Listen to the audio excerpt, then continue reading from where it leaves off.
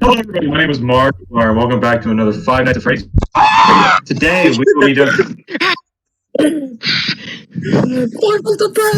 Five Nights at Freddy's jump scare. We're so awesome. Dude, we're so funny. Dude, we scared Cody literally out of his seat. Funny. We're so I funny. pissed my pants. Cody Five pissed Nights at himself. Freddy's. Welcome back to Chit Chats, everybody. My name is Antonio. I'm Donovan. And I'm Dean. And I'm Cody. Let's have a chit chat. Yes. Okay. Intro is done. Dean, you Thank can't God. say and I'm Dean because Cody still has guys. Okay. Before we start officially, I just want to say this is the first episode that we've done with 4 people. So this might get a little hectic. There might be a lot of talking over each other, but we're going to try to prevent that as much as possible. With that being said, welcome everybody. Welcome Donovan. Welcome Dean. Welcome Cody to another wonderful episode of Chit Chats. Thank you guys for being here. Of course. And do you guys know why you're here? You should, because I told you. Oh. No. I thought this was Mark part of it. I didn't read the script. Okay. Makes I sense. thought this was Mark part of it. Well, lucky for you, I'll tell you exactly why you're here. So, one thing that we all have in common, us 4, is that we, at one point or another, all used to be in band. So today, I thought it'd be fun if we told some stories from band class. Yeah. Wouldn't that be fun? I think that'd be kind of fun. Yeah, just Yeah. a little fun. Little time. Yeah. I think we should do that. Yeah. Everybody stay. It's already chaotic. Okay, there's like a really bad echo. I don't know whose end it is. Not me. But It might be me. we're just Sorry. gonna. I don't know what it is, Just but we're ignore it. just gonna ignore it. Yeah, we're just gonna ignore it. Donovan, if you're echoing, I'm going to kill you. Shit, dude, that's intimidating. Yeah. I'm scared for my life right now. I'm scared for your life right now. All of a sudden, Dean's just gonna appear in your room, like Yeah, dude. somehow. If you don't leave a Oh, like on this God. video and comment, I'm going to be in your room.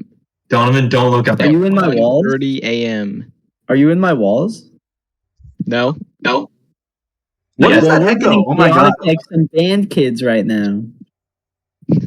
Is it me? It might be me. I don't know. Wait, I don't think it's you because I'm talking and I don't hear anything. I don't know. For me? Let's continue. Let's get continue. started. Okay.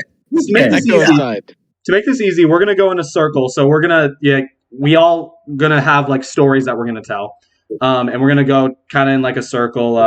Like one person will tell their story, the next person will tell their story, and so on and so forth. So I guess I'll start, and then we can go in like a, I don't know, whoever has their story after me will go next.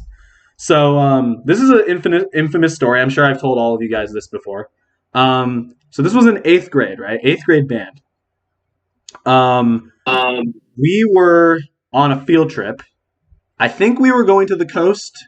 I don't exactly remember. All I remember is that it was later in the year, like it was towards like the end of 8th grade. And on the way back, from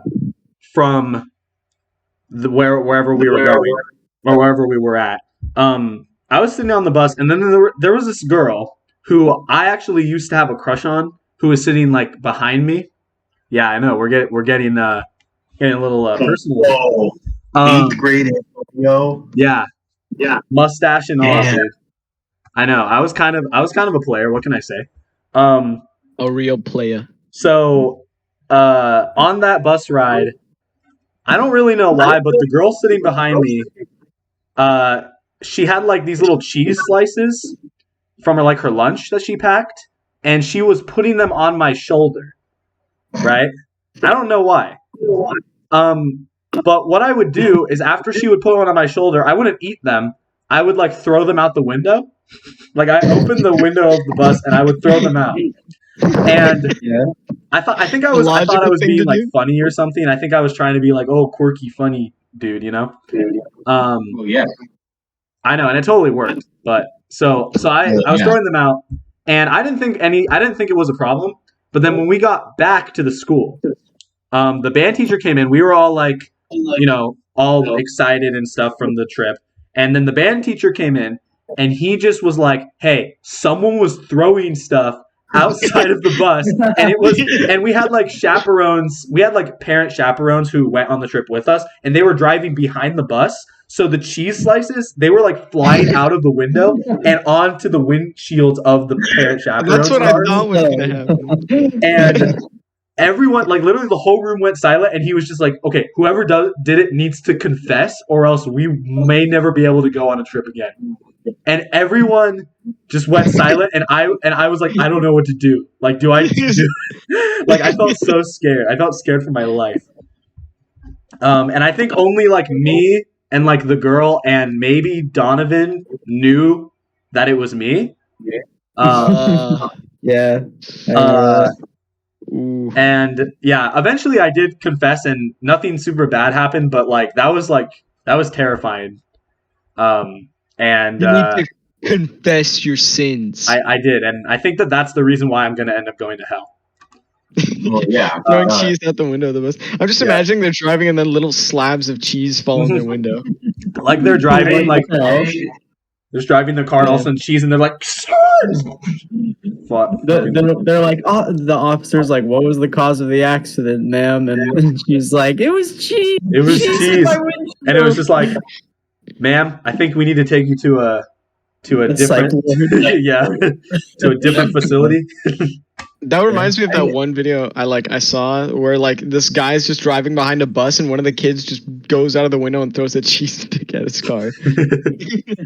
I have never heard that story, so that is brand new to me. Yeah, I was gonna ask like if any of you guys knew about that story already, because I thought I told it. I remember No. that story. Was that in freshman year of high school? No, that was in 8th grade. Oh, I was in 8th grade. That was like 6 years ago. I don't remember. Yeah. Well, I don't remember much from middle school band, but that is one of the standout like things I remember. So that being said, that's my first story, or maybe my only story. I don't know. I don't know how much we'll have time for, but who would like to go next? Well, I have a story. Oh, okay, fine. Cody, okay. Go ahead. No, Mr. Sully, go. Go ahead. No, Sully, go. Do rock, paper, scissors. Yeah, rock paper, scissors. On shoot. Only one. Only the. Okay. Rock, 2 out of 10. paper, scissors, shoot. This does not work over Discord. Oh, Cody wins. Cody won. Cody He wins. won. All right. Screw you. All right. Bravo. Let her bravo. rip, Cody. Cody, you cheated. You looked at what I had. It was Discord lag. Yeah. It was the latency. Claiming the It latency. was the latency. Rock, paper, scissors, you're right. So I want to say it was freshman year, which was the last year that I did band. And we were going on a trip. I forgot where. And I get onto the bus. And at the time, I was also part of the Willamette golf team. Mm-hmm. And somebody that I was on golf team with was also in band. Mm-hmm. So I did not really know this guy that well. Like I barely remember his name. But I was just like walking towards the back or something, and then he saw me, and he literally like pulled me into his seat. Like, and I was like, okay, Grabbed you. yeah. Mm-hmm. Anyways, so we get going, and he's just really weird. He pulls out like this super old like laptop thing, I think, and we start playing chess. All right. And Gaming on the bus. yeah, but I didn't know how to play chess, so he was also trying to teach me how to play chess. And then we stopped playing, and then I think like an hour or so in, he is just like, "Hey, like look out, like look around to make sure that nobody is like looking." I'm like, "Okay, why?" And he pulled out this bottle with a bunch of like brown stuff in it. Shit And it was bottle. spinning it. Shit bottle. Yeah. He was making to hide the fact that he was doing green tobacco on the bus. Okay. Oh. This took Yeah. an unexpected turn. Okay. Yeah. Anyways, so Okay. yeah, we get there, and then after then yeah, like I spaced myself away from him, and Probably a good idea. never saw any of the golf practices again. Shit. Wait, okay. I've never heard that story. I'm trying to think of who it was, or if I know who it was. You probably don't. Okay. I thought I did, but Yeah, I'm pretty sure this guy was like a senior at the time. Okay. Yeah. Gotcha. Wow, that's traumatic. Yeah, it was like he just wanted you to. It was like this. It'd be like this. He would just be like, wow, not suspicious He just at all. wanted you to hide. He wanted you to help hide the fact that he was drinking, basically. Wow. no, that he was. It was chewing Hitting up tobacco. It was Chewing chewing tobacco. tobacco, yeah. Doing it. Oh. Yeah. Well, you can't drink tobacco. Yeah, that's true. I would hope that you wouldn't. Yeah. Drinking tobacco. Mm. Beautiful. Damn. Anyway, Well, I think it's interesting that after that year you weren't on the golf team anymore.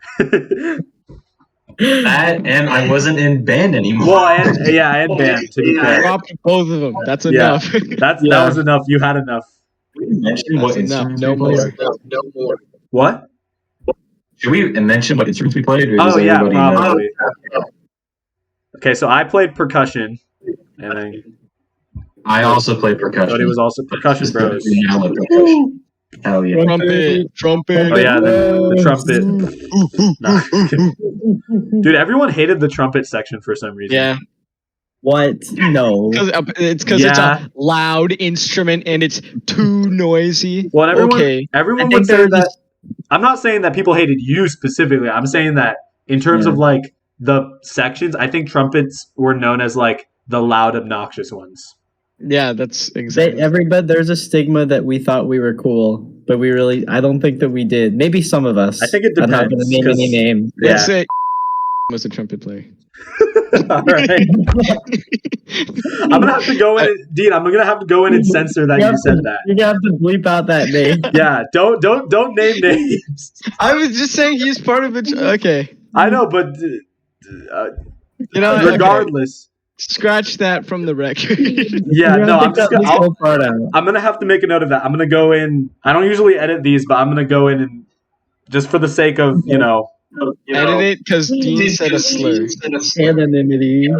And, yeah, exactly. Actually, You never know who's gonna see these. You know. What did Dean say? I said Now no. Screw you. Okay, whatever. Donovan, go on with your story. Donovan, go on with your I story. apologize. My story? Yeah, do your I story. thought we were going around in a circle. Is it me next or Dean? Well, I figured we'd do you because you said you had one. But Okay. Sure, actually, I can Dean go. doesn't get to go at all because of what you just did. No, I'm kidding. That was your story. Screw you, Dean. You just have to sit there like a good boy and just listen. All right. Okay, Donovan, go ahead. Wow, this is a mess. We're really showing our band kid heritage off right now. God, you're such a crackhead. I don't know what that's supposed to mean. Anyways, okay, so my story was from middle school when we were a middle school band. And let me tell you something about our middle school band teacher. He thought he was Mr. Cool. He thought he What are was. you talking about? He was Mr. He was, yeah. You bite your tongue. He was not Mr. And Cool. then He but lived yeah. alone. He was probably like in his early 30s, and he lived alone in a house by himself and played drum set, and that's it all day. Just played drum set, and then went to school and taught. What did he drink all the time? I think What'd you ask? I think we know. Coffee. Yep. Coffee. His breath always smelled like coffee. That's true. He was Mr. Coffee Man. But I remember everybody we're all in middle school, so kind of what we thought he was cool because he said he was cool, and so what he said kind of goes. He's persuasive. I did think he was cool, like in the early stages of middle school. Right. I think everybody did because he was kind of chill. He was kind of like he was laid back on the surface, but maybe maybe not in reality. He wasn't super laid back. Wait, I feel like I know where the story is going, but continue.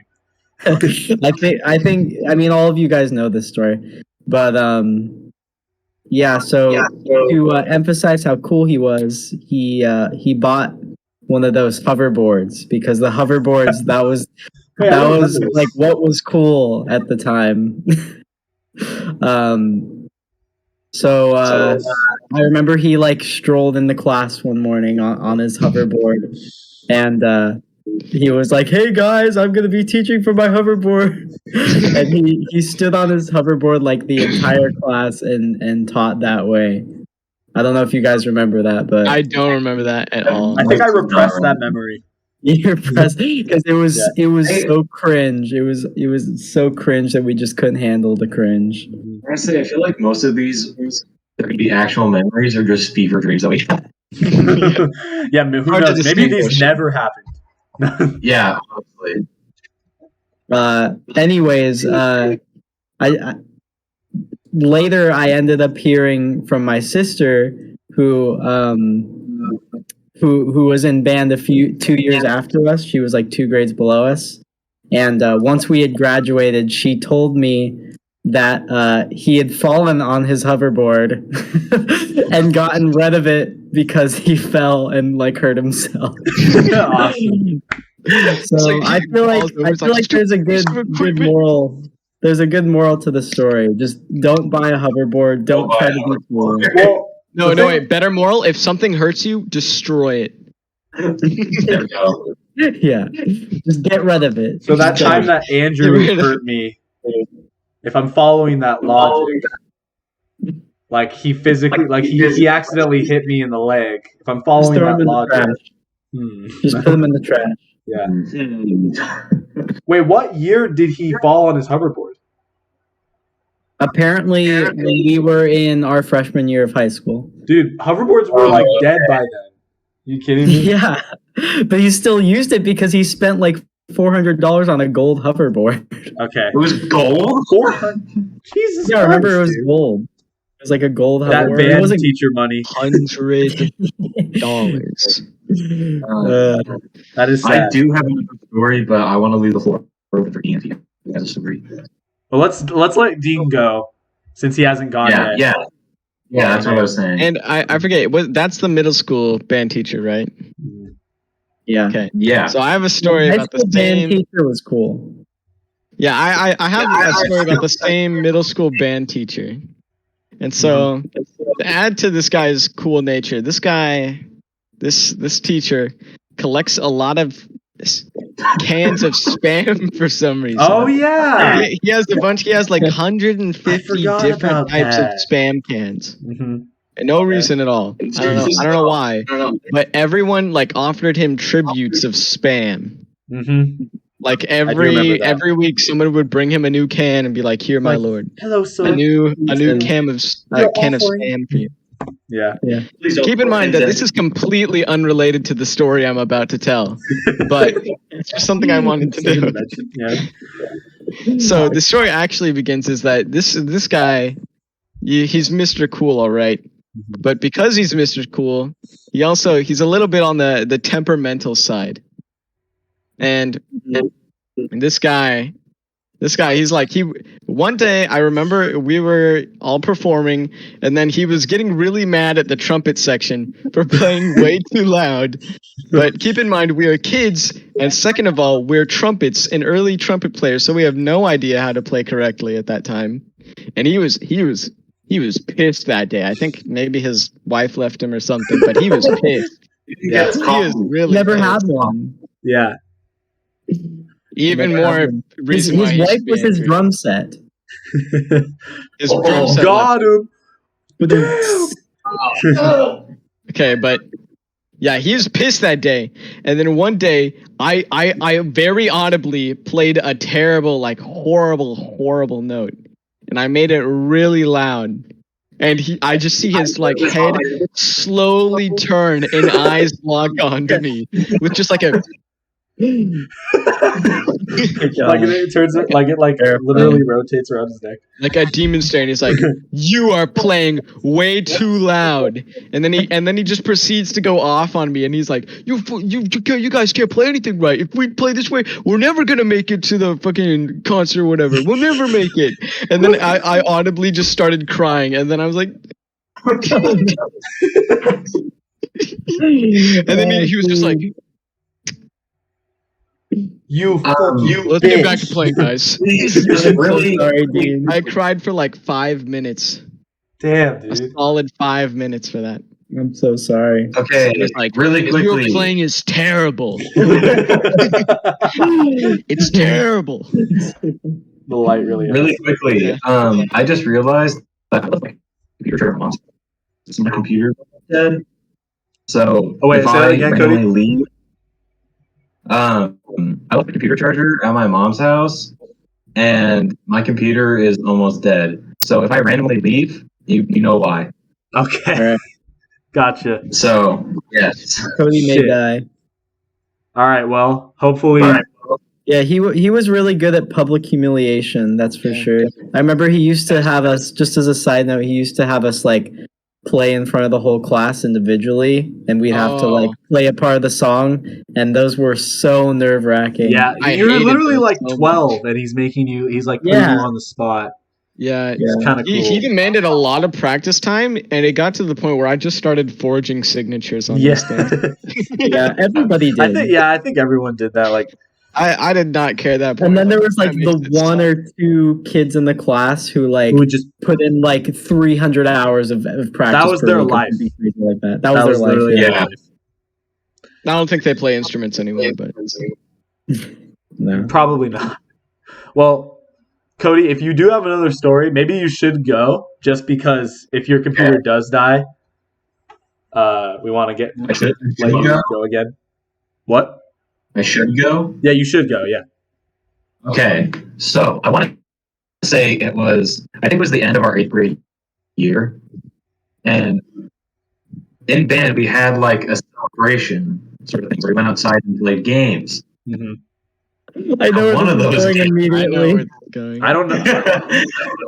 Wait, I don't know if I know where this is going. Continue. I know exactly where this is going. Okay, so you guys can help fill in the details if I get something wrong. Okay. But basically, we went outside to I think we were playing like baseball or softball or something.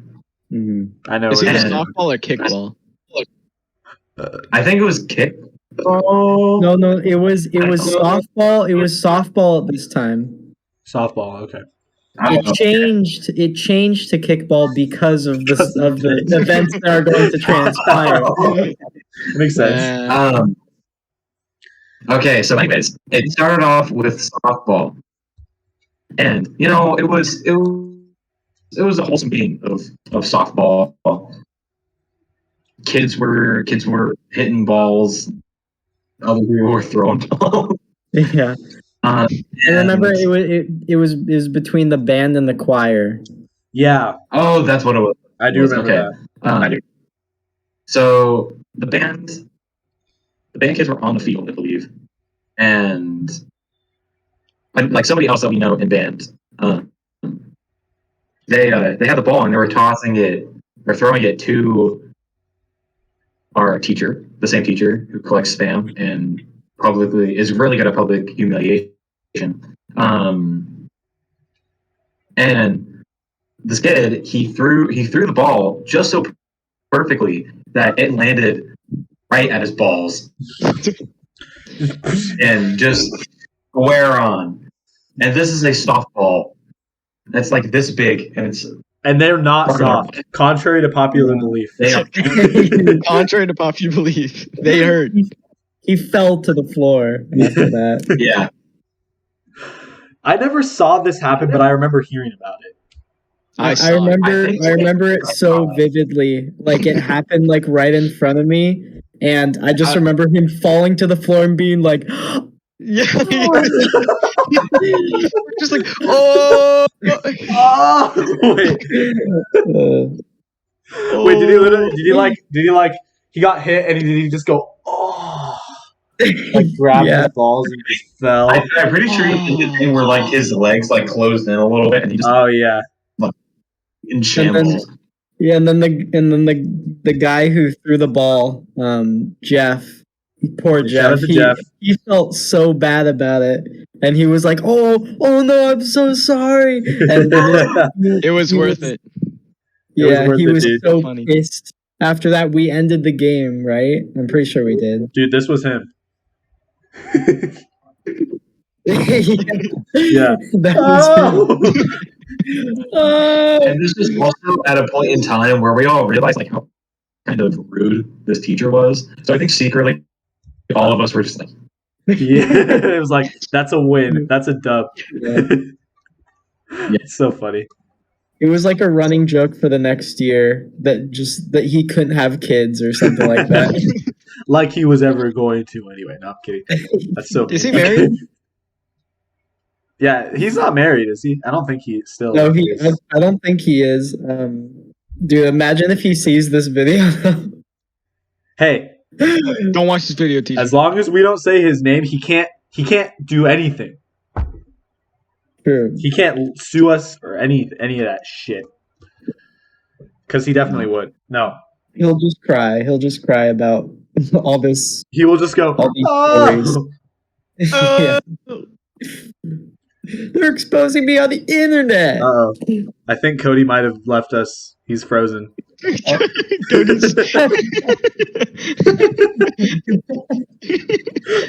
I think Cody's time has come.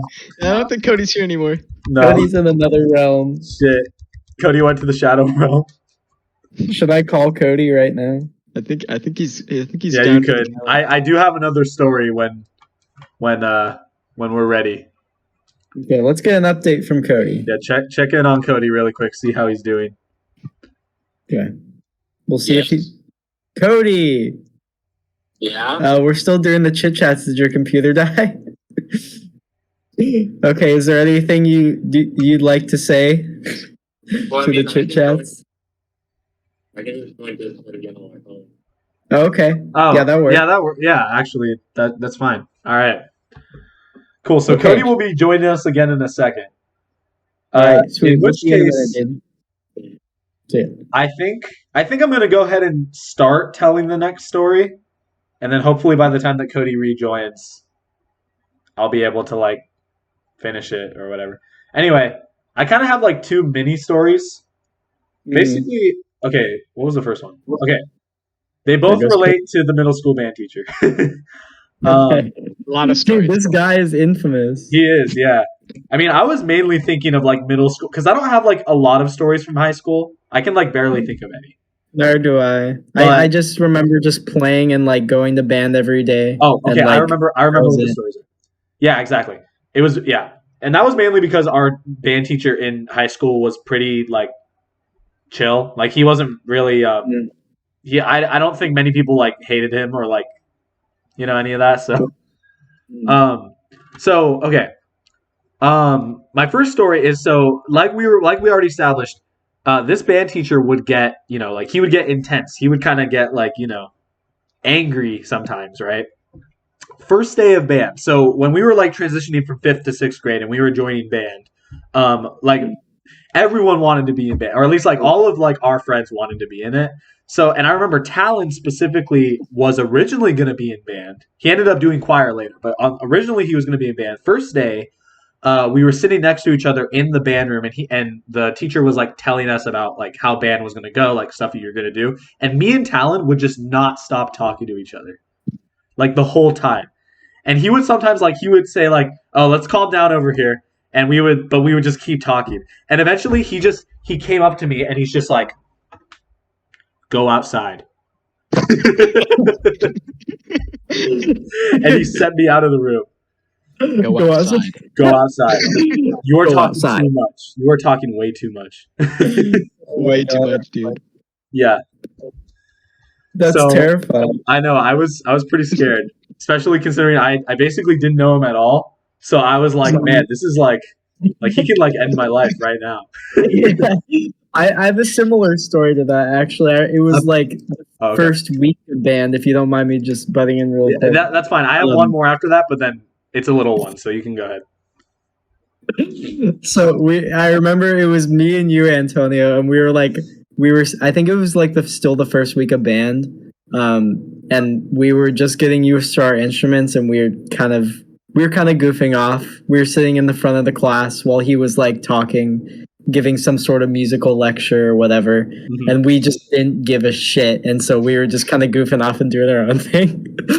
So I remember the music stands. The brand was Manhasset, like like MANHASSET. Oh, yeah. I remember this. Wait, I feel like I know where the story's going. Oh my god, I'm crying. I can't even tell the story. It's so stupid. I remember it too. I did the same thing. Please continue. I want to hear the rest. You cover up the H and the ET at the end. It's just bad.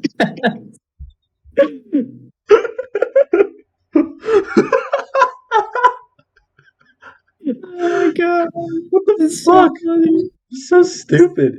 I would do Man, that we too used a lot, to be funny. all the time. And I'd be like, I know. Cody, look, man ass. Man ass, the funniest thing. This is the funniest thing ever. Oh my god. It's still the funniest thing ever, apparently. Yeah, It apparently. is. Oh, dude, Wait. it's so funny. Wait, so what Okay, happened? I gotta tell the rest of the story though. So we were like doing that and like kind of laughing to ourselves in the corner. And also I remember I had my trumpet, and you're not supposed to like, so here's the mouthpiece, right? You're not supposed to bop it. Otherwise it could damage the trumpet. Yeah.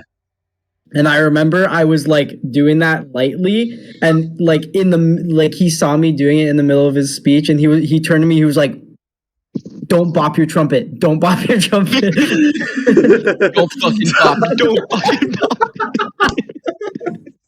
I was waiting for you to do that. I was like, I hope he does that again. Yeah. Oh shit. Dude, it was intense. So funny.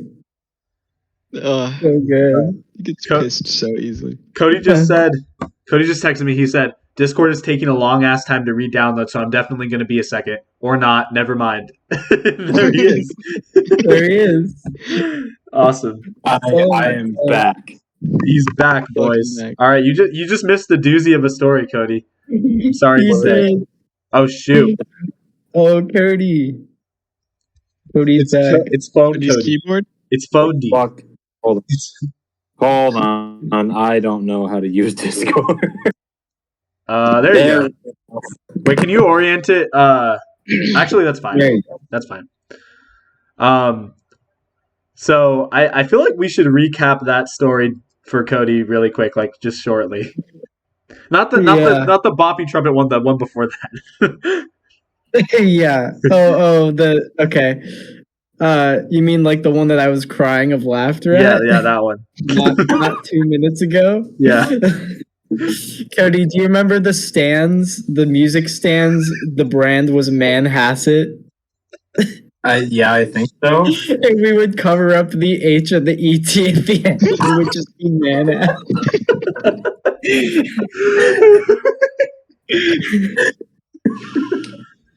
Oh my god.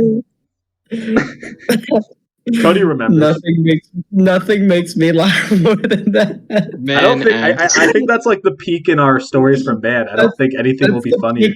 That's peak comedy. Yeah, that is peak comedy. that's his best. That's the best it gets. Yeah. Oh my god. we would like use like the folders to like cover up the other like part of it.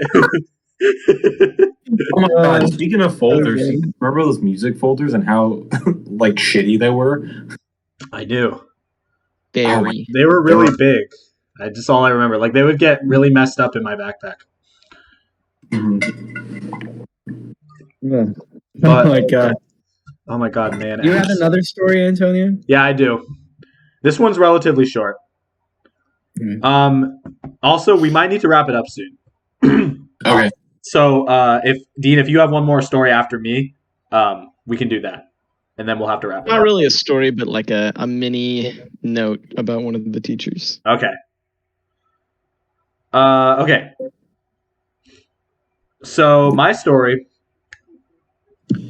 So basically, this is like pretty small, but basically, so as we established, he would get mad pretty easily, if we were like off task. There were these two guys.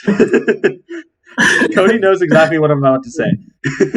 And the reason why is because they were they were both in percussion with us, I think. Yeah, right? they were. Yeah. Yeah. And they were like best friends. At least in middle school, they were like best friends.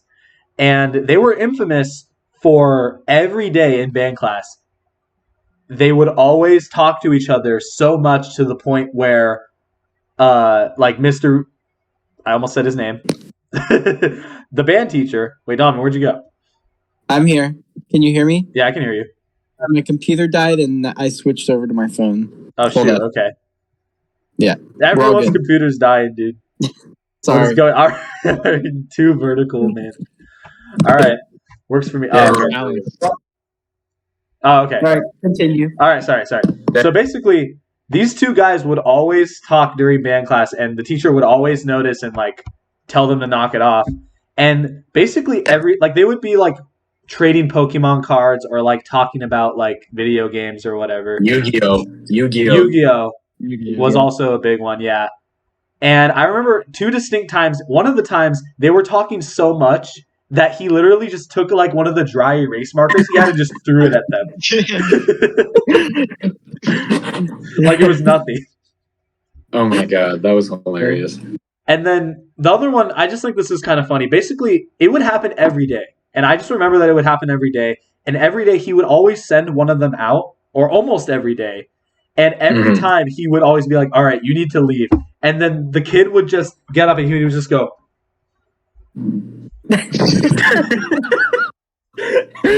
You need to leave. Oh, like you wanted everybody to feel sorry for. every day. All right, and that's the Chit Chats, guys. See you guys. See you back. Yep, Next that's it, guys. Literally every day that would happen, and the whole room would be silent. It was awkward to say the least. It was so awkward. Yeah. He'd walk out like that with his Pokemon cards in his right hand. Yeah, he was so sad. And then they would come back in and then do it again. And do it again. And it was every day. It was like almost every day. Oh my god.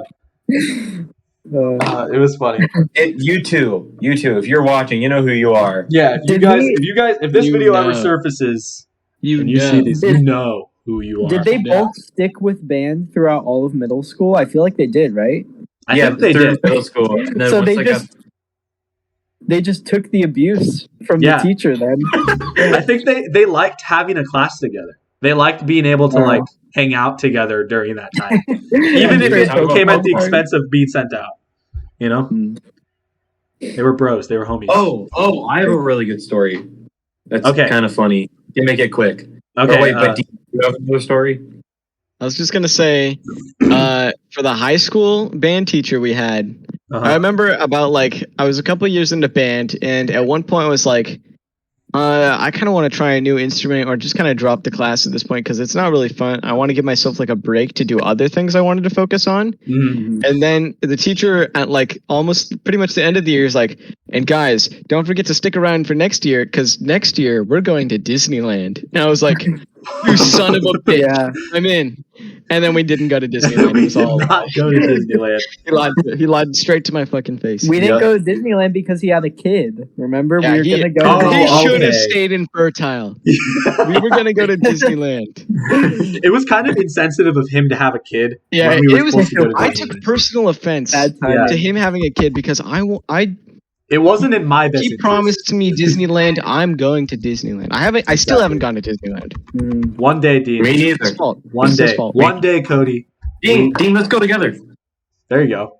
You son of a Yeah. bitch. Perfect. I'm in. I'm in. I Okay. remember. Put her there. What's I up? remember he got back from his paternity leave, and everybody was like, "Are we still going to Disneyland?" And he was, like, "No."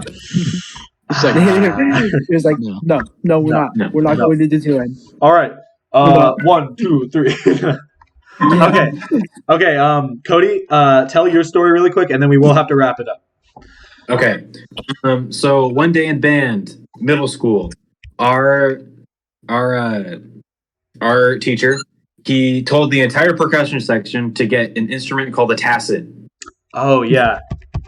Yeah. Yep. We spent about like 10-15 minutes rummaging around everywhere, trying to like holding up different things, just being like, "Hey, is this it? Is this I it?" remember that. And then at the very end, he was just like, "No, that just means don't play." Yeah. So he just made an absolute like idiot out of like 12-year-olds. Yep. Mhm. And he Yeah. felt good about that. He Really felt good about really, That was yeah. his power trip for That the was day. that was his alpha move, alpha Chad move. Chad move. Name an instrument kids know nothing about. Refuse to elaborate. Yeah, got him. And also, it's not an instrument. Yeah. Yeah. Name something kids know nothing about. Refuse to elaborate. Dude, he Step felt so 2 cool. or 3. Awesome. Profit. He is a Felt virgin. so cool. Also, just really quickly, one more thing. Yeah. What's up? From middle school, we were able to play at the Holt Center multiple times, so that's cool. Yeah, we played at the Holt Center. It became Yeah. it became to the point where I didn't even think it was that big of a deal because we did it every year, and I was just like, "This Yeah. is just a normal thing." You guys But in think retrospect, that is you're pretty big. cool. We is played at the Yeah. Holt Center. Yeah. They don't know. Yeah. We played crappy, least- crappy what was it? music 6 at times? the Holt Center. At least We 6 played, times. we played the Star Wars. 3 times, I think. It was once. We every played the year. Incredibles theme. Yeah, we We did. played that. We did. So, moral okay, of the you- story: Didn't our think so. band teacher in middle school was pretty cool, Hell yeah. and that is cool. where we're going to conclude this episode of Chit Chats. So, thank you guys very much for being here today. This was very fun reminiscing about old band stories and Manhasset and the Tacit and getting hit in the balls, Throwing cheese at those. throwing cheese out windows, and getting yelled at and crying and Oh, and hiding A shoes. lot of things. a lot of things.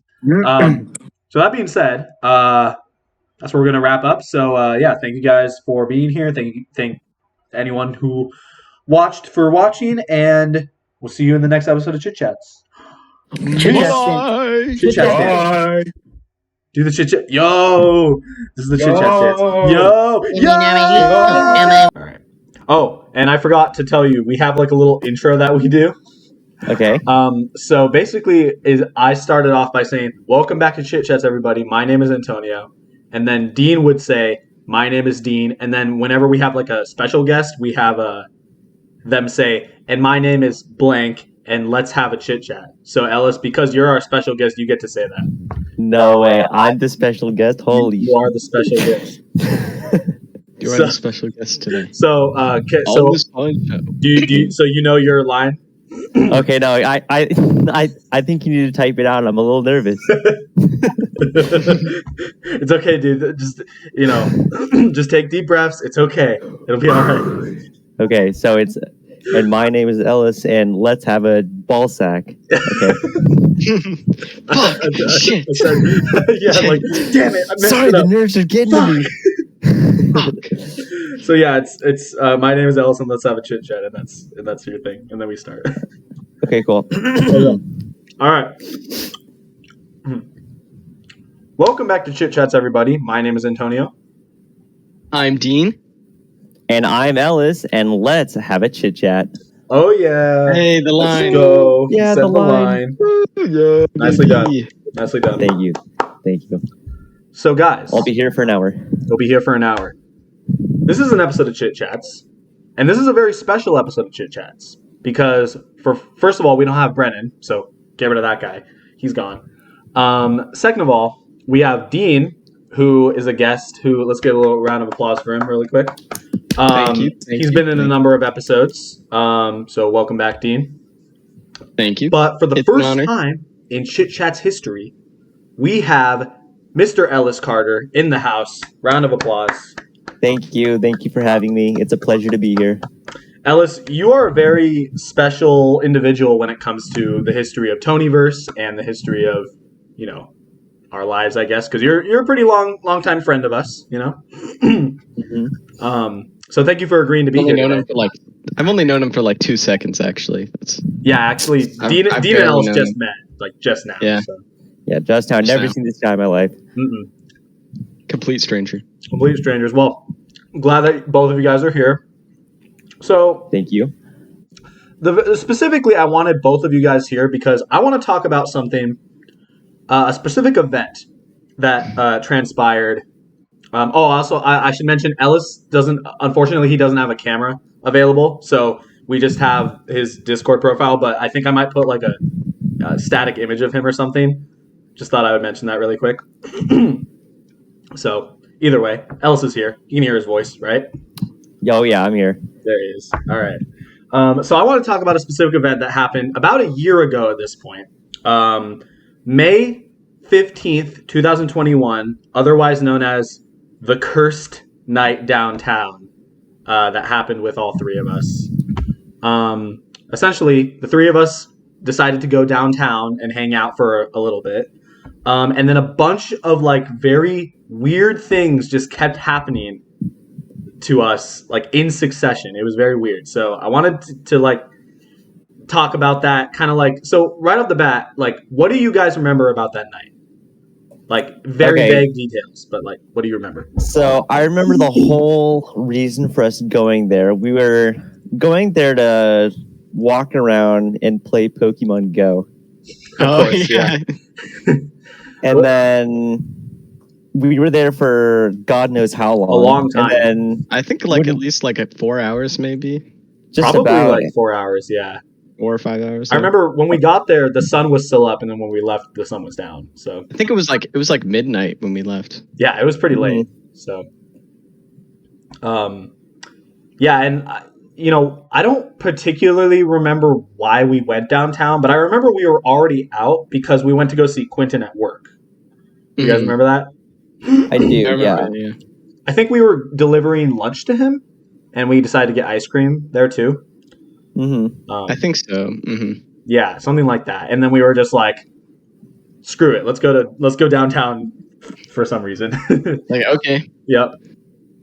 Let's do it. So Ellis And I drove remember- me and Dean downtown. Sorry, go ahead. Yeah, I was just gonna say and then after that one out of that seemingly innocent idea spawned a hellish rebuke of evil events one after another. Mm-hmm. Exactly. It was cursed to say the least. But yeah. So I actually made a list last year. The night was so cursed that I made a list of everything that happened. And there's a lot. You can see here. There's a lot of stuff that went down. So, I'll be referring to this list quite a bit, so we can kind of have a structure of the events that happened. But so yeah, first of all, what happened is we decided to go downtown after seeing Quentin, and I remember. I think one of the first things we did is we went to that burger place, right? Yeah. We went to thinking burgers. about that. I was like, yeah, that was one of the Killer first things. Burger, I think it was, right? Yeah, I remember. Mhm. Okay, it's coming. Yeah, it's coming back to you now. Yeah, Yeah. that's good. Because I was hungry. I remember because I don't think I had eaten dinner yet, right? I was starving. Yeah, and I think Dean was starving. Alice, I don't think you got anything to eat. Did you? I don't think so. I think I just No. got a water or something. Yeah, Yeah, you got a sody pop or something like that. something small, something light. Mm-hmm. But I remember the first thing that happened, the first thing that I have written down here is that as we were entering the burger place, some guy yelled at me and Dean to buy him a burger. I remember that. And then I believe you said like no, and then he got like really pissed off for some He reason. was like, "Damn it!" He's like, yo, can you spot me a burger? Can you two by the entrance? Can you guys buy me a burger? Yeah. And I saw he was making eye contact with Antonio. So in like the short bit, I was struggling to get like the door open so we could just both get inside and leave. It was like almost like a life or death situation. Because at the time I was like, really scared of downtown strangers. Because downtown people are just like unnaturally unhinged at all times. It's very true. That's putting it lightly. Yeah, that's putting it lightly. Yeah, no. So that was like the first weird thing that happened, but like that wasn't, you could kind of expect that sort of thing to happen because, like you said, downtown people were a little off sometimes. I've never had someone ask me to buy them food before though, out of nowhere. It was very abrupt. Yeah. It was like a group of 3 people too. They were like in like this little, like it wasn't just like a random homeless person. It was just a dude with 3 other people. Yeah, exactly. And just a little mini group. Mm-hmm. And I don't remember. Was he like older or younger? I was gonna say. I was older. thinking. I was like, he's definitely like middle aged. Yeah, middle aged on the older side. And they were all wearing like black leather jackets and like bike. Some of them had like biker gear, and the other had like weird visco stuff. It was like the weirdest combo ever. It was a little weird, like a little intimidating. You don't want to like mess with people downtown, because you don't know what they're capable of, No, definitely not. Well, it's because they're insane. Yeah, exactly. Clinically insane. So okay, the next thing that I have here is, well, I remember we ate our food. So me and Dean got our food. We ate it, and Ellis hung out with us, and then we left. And as we were leaving, this was a really weird thing, but this is what happened. This is what I have written down. Ellis pretends to trip Dean and says, "Trips you," like audibly says, "Trips you." And then Dean audibly says, "Dies." And then just all of a sudden a glass shattered. Yeah, there was like a random ass like wine glass just sitting on a post. And then it just decided, like, we were like ways away from it too. I know. Everybody stops and stares at us. Yeah, because it looked like we did it. Yeah, and then we're like, it wasn't us. And then someone, as soon as the glass broke, everyone turned to us, and then someone at like a bar across the street said, "Looks like someone's getting hitched." It's like I don't remember that. Is that what happened? No, that happened. I do remember that. Yeah, I'm like, what did we do? Everything aligned so perfectly in that moment. Yeah, and it was immediately after I said "dies" that the glass fell and broke. It was so like weird. A domino effect. It was. Yeah. It was like one little thing, and just everything just went to shit. So that happened, and that was kind of weird. That was a little bit more weird. And then the next thing I have here is that we were walking back to Ellis's car because I think we were going to drive over to. Oh, that's when we wanted to go to Insomnia Cookies, I believe. Yeah, because we had our food and hey, let's get dessert. Yeah, exactly. Cookies. Yeah, let's get dessert. So we were walking back to Ellis's car. Ellis had parked next to the library over there, I remember. Yeah. And as we were walking there, a guy just walked past us and was like, "What are our names?" Or what? He's like, "What are your guys' names?" Do you remember that? I do remember that. Yeah, it was like a group of, I think, like 5 people. Yeah, I'd say they were about like a big group. They were about like 24 around that area. Yeah, they looked 25. A little older young than adults, us, but still young. And then Dean was immediately like, "My name is Dean." And then I think as we walked past, I was like, "We're all named Dean." Yeah. And then he's like, "Yeah, that's cool." He's right. like, "Oh, cool." Yeah. And then after that happened, we get to Ellis's car, and then catastrophe strikes. We realize, or Ellis realizes, that his keys were locked inside his car. Everything that could have gone wrong went wrong. And I remember, like, Ellis, not to embarrass you, but I remember like seeing you try to open the car, and then you immediately were like, "Yeah," I was like, "Well, god damn it." Fate sealed. Everything that could have like gone wrong went wrong.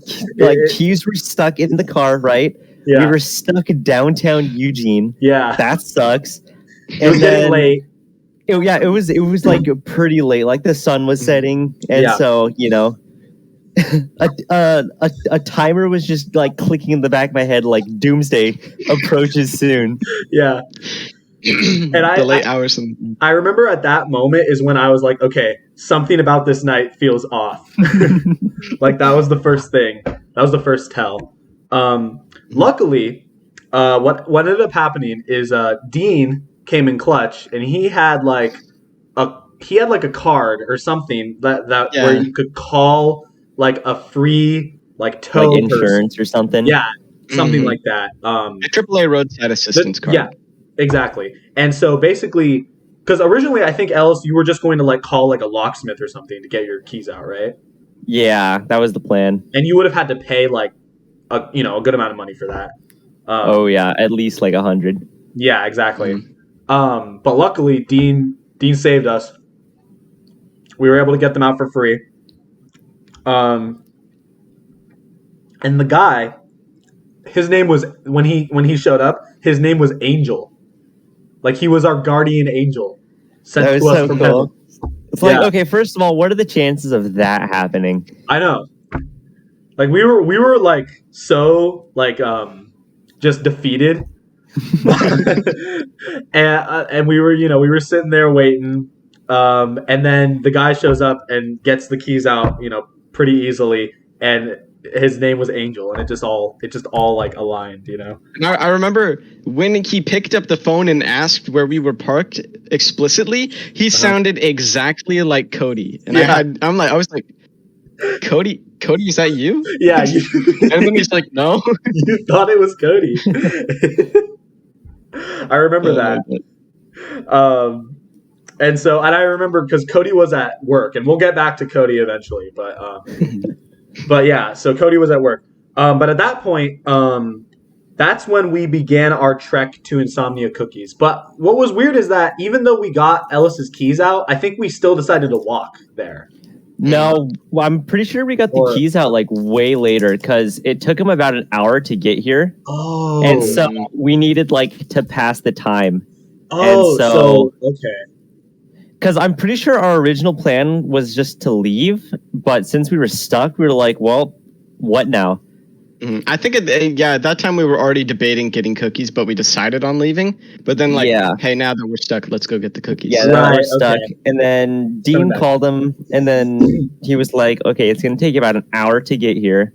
And so we needed to pass the time, and then he got us like at the very end. Okay, so we went a little out of order, but that's okay.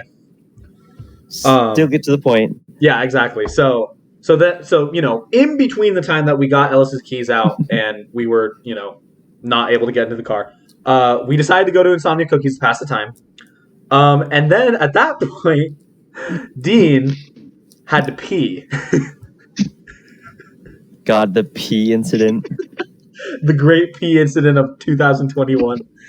God, dude. I feel like a lot of our friends know about this story, but Dean, I want you to tell the story, and we can officially document it. Do you feel comfortable telling it? Like, yeah. Go ahead. Okay. Well, I mean, you can go ahead. Oh yeah. Yeah. Okay. If you want.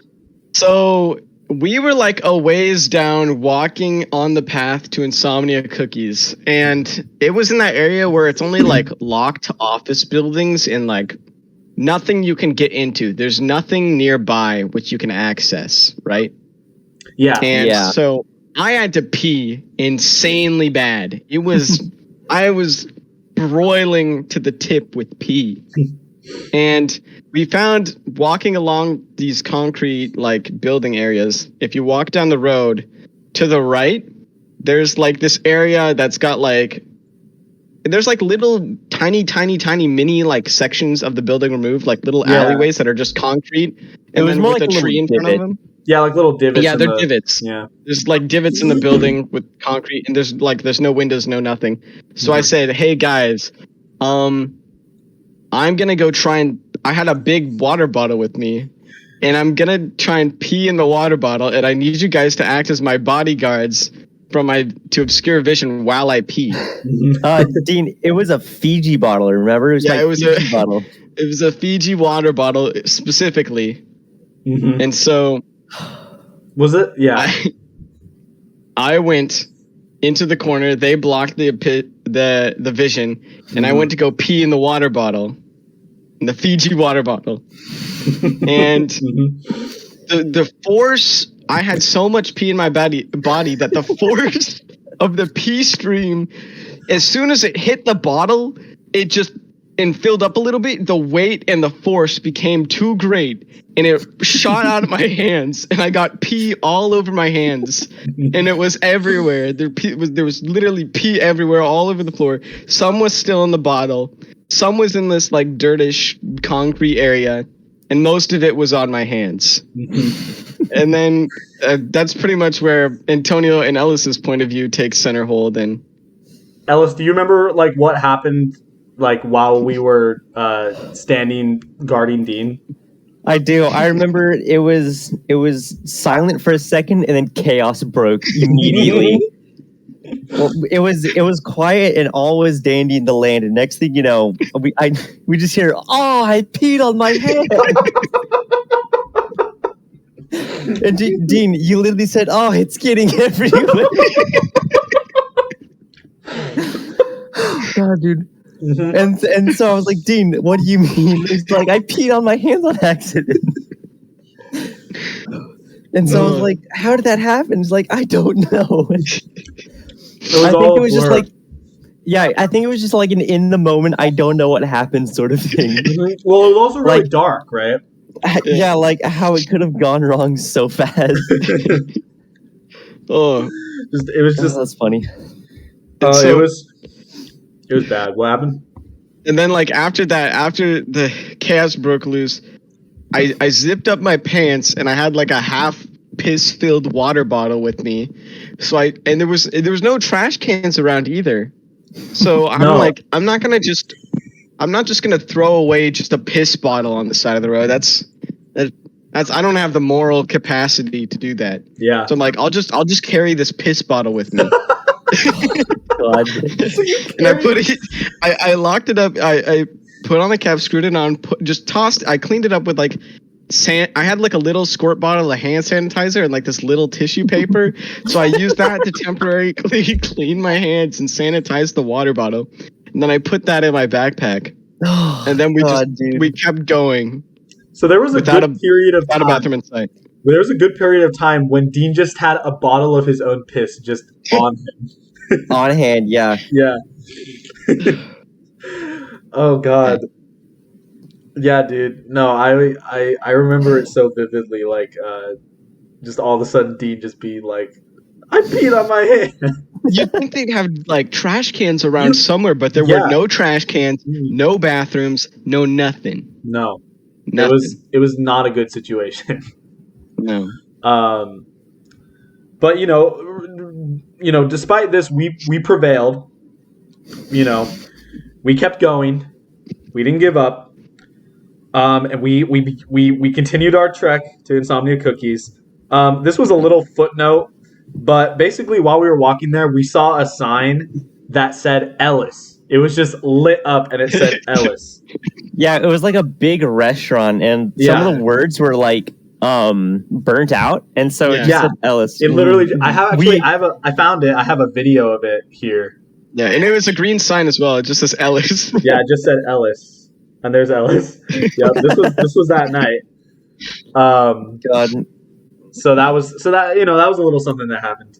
I honestly couldn't tell if it was like a warning that I was next, like something bad was gonna happen to me next. A dark sign from God. That was it was a dark omen that my time was coming. Yeah, it was like you're next. You're next. Despite that, we continued. You know, we were determined to get our cookies, right? Oh, yeah. As we were walking there, we walked by a frat house. Oh God. Actually, it was like a couple frat houses in like Yeah, sequence. it was a couple frat houses. There was one, maybe like one or two, but I remember there was this one where they were having like they're clearly having a party, right? Wait. I just want to say, I want to preface this by saying go ahead. they weren't like frat houses. They were just small houses with a lot of college students, like sequentially, like about 3 small houses. Yeah. Not big frat house. Yeah, I guess, yeah, you're right. Yeah, it was just a big house, or, you know, it was a house full of college students, right? Frat party. It was a frat party. And they were all dressed like cowboys. And this was like an obstacle that we had to like get past. And unfortunately, we were on the side of the like the sidewalk where they all were, so we had to walk like basically shoulder like right past them. Yeah, like straight through them, right? And they had like cars parked over the sidewalk as well, so we had to like navigate. We had to like go around their shit, you know. And so we referred to this as the dreaded cow people frat house. And as we walked by, it smelled intensely of piss, alcohol, and not just Dean's piss. Just piss, alcohol, and weed. Generally piss. And basically every person that we walked by was just staring at us, or it felt like... And they were all wearing the exact same thing. They were exact same clothes. Cowboys. Okay, overalls, no shirt, cowboy hat. Yeah, you can picture it. Exactly. Yeah, Man and woman alike, like, mind you. There were like easily like 50 of them. There was a lot. There was a lot, like 50 to 100, honestly. Mm-hmm. And it was just like outside. I could only imagine on the inside, dude. It was crazy. And I don't know about you guys, but I felt a little like intimidated. I was definitely like feeling like an otherworldly presence just watching us. The cow people. I thought at any moment one of them would just lose their shit and just be like, "Hey!"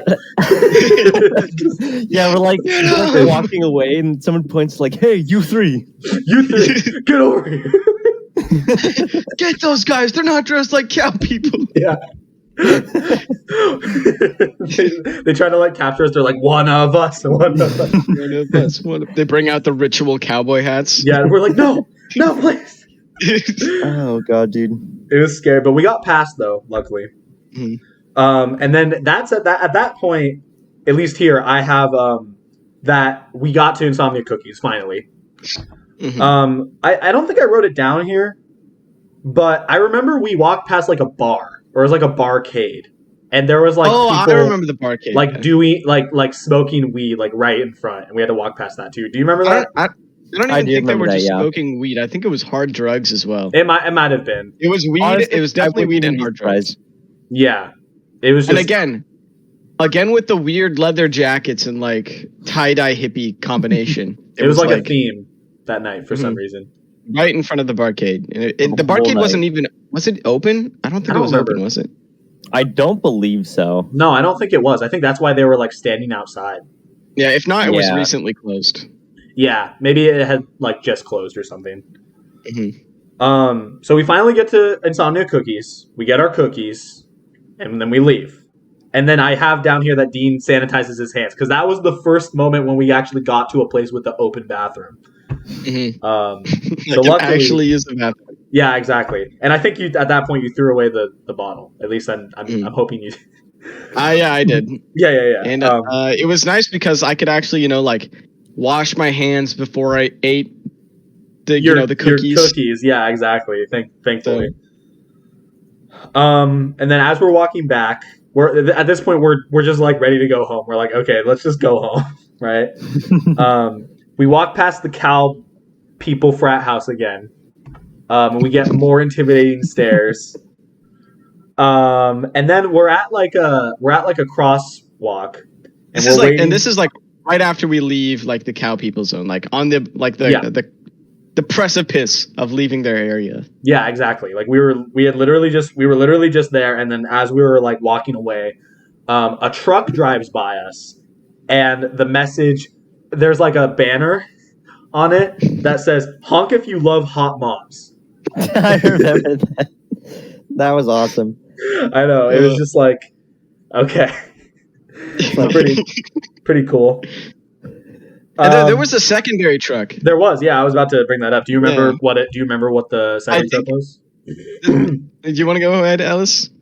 Oh no, I don't remember any of those trucks, honestly. The secondary trunk was literally chock full of cow people. Again, it was into the brim. Mercenaries. It was like the truck could, if it had one more cow person, it would crush under the weight of how many people. They were like not only in the car, they were in the trunk of the car, the big like truck area trunk. Mhm. I don't know Yeah. what you call it. And then on top of the car as well, Yeah. like on the roof. It was Oh my god. full, the cowmobile. Yeah. Um, And they were all like, "Woo, yeah, woo." and specifically, I have here that at one point that truck drove by us, and a guy like stuck his head in our direction, coughed really obnoxiously, and then just yelled, "I have COVID." I remember that. Yeah, I do remember that. he smiled at us and I have COVID. It was so, oh my god, it was so like A menace to society. yeah. Easily. And that was like at the height of the fear of the pandemic. I know, yeah. It was still He's like very COVID. yeah. Very not a great little meet up, between us and him. But, anyway, and then Dean just looked at him and said, "Cool." Cool. Yeah. And then so at this point we walk down to the end of like the block that we needed to get to, and then we turn, and then as we're walking in the direction of like where Ellis's car was parked, we walk past this lady talking on her phone. And then we weren't really listening to her conversation, but right as she walked past us, she just says, "And then I peed." And we all stopped. The three of us all stopped walking, and we're just like, "Did you hear what she said?" Like, we all heard that. Oh god, dude. It was I peed. Yeah, and then I peed, and we were like, we don't know the context of what she was talking about. We were just like, okay. You're seeing the reoccurring theme of pee here. Of pee. It's consistent. It's a yeah, exactly. It's a reoccurring joke theme. Whatever you want to call it. Reoccurring theme of pee, motif of pee. Yeah, I was gonna say Yeah, a motif, motif. And then after this, we're still walking, and then we see this guy and this girl, like this young guy and this young girl, walk out of like an alleyway. And like just the side of an alleyway. Yeah, just the side of. Ellis, do you remember this? Do you want to say I do remember this. Okay, go ahead. So it was like a really like, it was either dimly lit or a really bright alleyway. Yeah.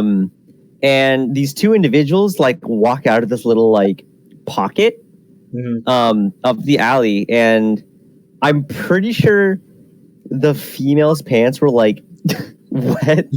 They were wet. It looked like she pissed herself. Yeah, she doesn't look like she pissed herself. And so we were walking by, and we didn't like stop and stare, but I like definitely like looked over and was like, wait a second, something's not right here. Ellis is like, huh? Just like has like a realization.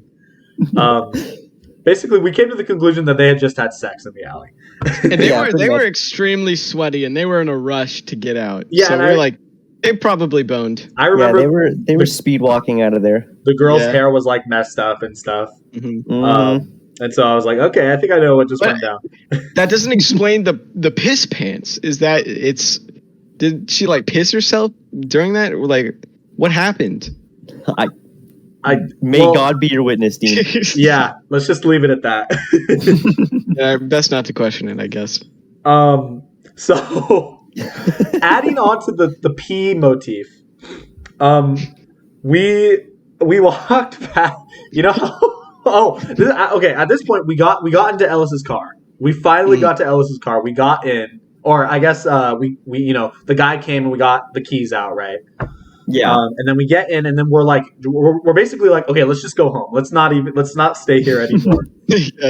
As we're driving away from downtown, we see a sign, and normally the sign, it would say like speed limit like 20 or something, right? Yeah. There was a tree above the sign that covered the sign ever so perfectly that it read "Peed limit." And there was no number or anything either. It just No. says peed limit. It just said "Peed limit," and we were like, "No way, peed limit!" And it was like, God, Oh dude. my god. that was just like the perfect way to summarize the night. Just peed limit. We had reached our limit. Peed limit. We had reached our peed limit, if you will. There you go. Yeah. So Maybe that was an innuendo for our limit just being For- reached. yeah, exactly. Like we had reached our like peak capacity of anything, of like things happening. We were like, let's just go home. It was so cursed.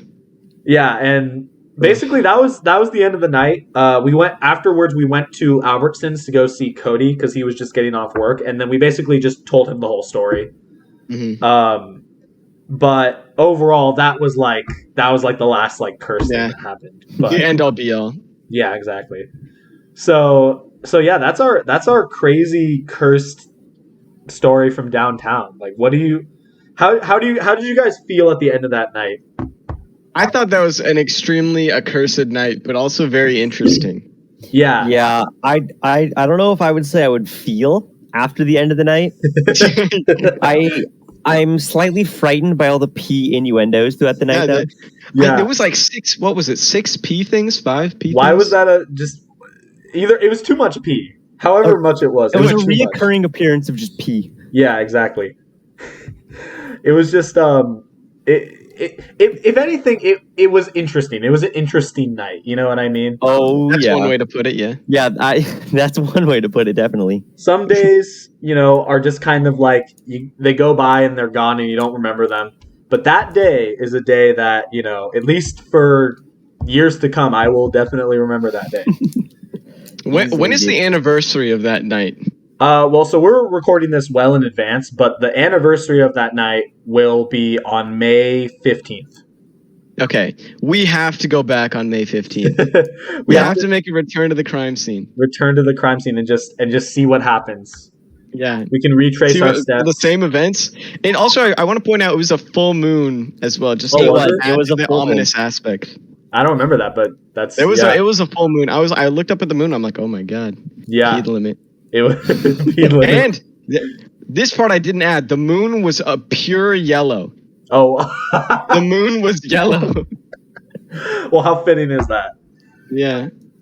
Oh man, yeah, no, it was ominous. It was very ominous. Overall, like normal days might not have been as like eventful as that. So overall, like I'm glad that we went through it together, Mm-hmm. We got through. We survived, obviously. We're still here. Stayed strong. And maybe like Dean said, maybe we'll go back on the anniversary and have another story to tell. Revisit the horrors. Yeah, the scene of the crime. But until that day comes, that's going to conclude this episode of Chit Chats. So thank you, Dean, for being here. And thank you, Ellis, for making your first ever appearance. Yeah, thank you for having me. Yeah, of course. We'll have to have you on again sometime. I hope you return in the future, Yeah, I would definitely love to. That's great to hear. But until then, I forgot how do you end Chit Chats? Oh, we'll see you guys in the next episode of Chit Chats. Bye-bye. Bye-bye. Chit Chat stance. Woo! Ellis, do it. Even though we can't see you, just... Wait. Hang on. Wait. Wait. Wait. Oh, wait. Wait, hang on. Wait. You gotta keep the suspense going. Oh shoot, I don't know what's gonna happen. You gotta keep up the suspense, dude. Keep it going. Building. You thought this episode was over? You're wrong. It's still going. It's still going. It's still going. Oh. Yo! I found it. Yo! Based. All right. Good to see you. All right. Amazing. We'll see you guys next time. Can I let you in on a little secret, Brennan? Sure. I'm a man of few words, okay. I like to keep things brief, I don't really like to waste people's time and talk too much. And I guess what I'm saying is overall, I really prefer having a chit chat. Welcome back to Chit Chats, everybody. My name is Antonio. And my name is Brennan. But how did I not see that coming? I don't know. Let's have a chit chat. I actually did take note that it is my turn to say that, by the way. Well, good job. So thank you. Yeah, the last episode that was just me and you, you said it. So, we got to keep the continuity, even though we've, been doing a horrible job at doing that. So yeah, guys, this is an episode of Chit Chats. If you didn't already know. No.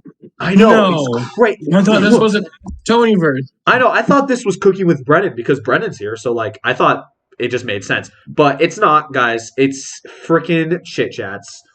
And hey, we're gonna be learning how to cook human flesh. And and specifically, Brennan, I don't know if you knew this, but this is actually episode 69. Yeah. Oh no, 69 of Chit Chats. Yeah. Okay. I know. Also, I'm going to clarify that before this started, Antonio's been filming other projects today. I'm filming with him after he filmed other stuff. And so he joins that. He invites me to this call, and he goes, "Are you ready?" I'm like, "Yeah, we're filming." And he goes, "It's a surprise." So I have no idea what today's episode is about, and I don't keep track of episode numbers. That's Antonio's job. That is my job. So not only do I not know what it's about, I did not know that it is the 69th episode. So now I am terrified for my life. So I don't want to set an expectation too high because this is episode 69. I was racking my brain, kind of thinking of what could we do to celebrate this monumentous number, right? I didn't think of much, to say the least, but I did have this idea of something that we could do. What I realized is that on the topic of sex, because this 69 is a number relating to sex. There's a lot of songs out there, a lot of mainstream music that's really popular right now that talks about sex in some way, right? Mm-hmm. And sex is a great topic. You know what I mean? Frankly, I want to acknowledge that, but I just feel like we could be a little bit more creative in the types of music that are coming out. And so, what me and Brennan are going to be doing today is we're going to be writing new songs for this generation. And Brennan, you may be wondering to yourself, and anyone watching may be wondering to themselves, how are we going to do that? Are we actually going to sit here and write songs? Well, I have a solution. Basically, I have pulled up here, and I will show that to you right now, Brennan, a random song lyrics generator. And essentially what we're going to do is we're going to be writing different types of songs, filling in words, and just seeing what we can come up with. Yeah. So Brennan, I hope you're ready for this because this is going to be a wild ride. I've played around with this song lyrics generator a little bit before we did this episode, and it's quite a treat.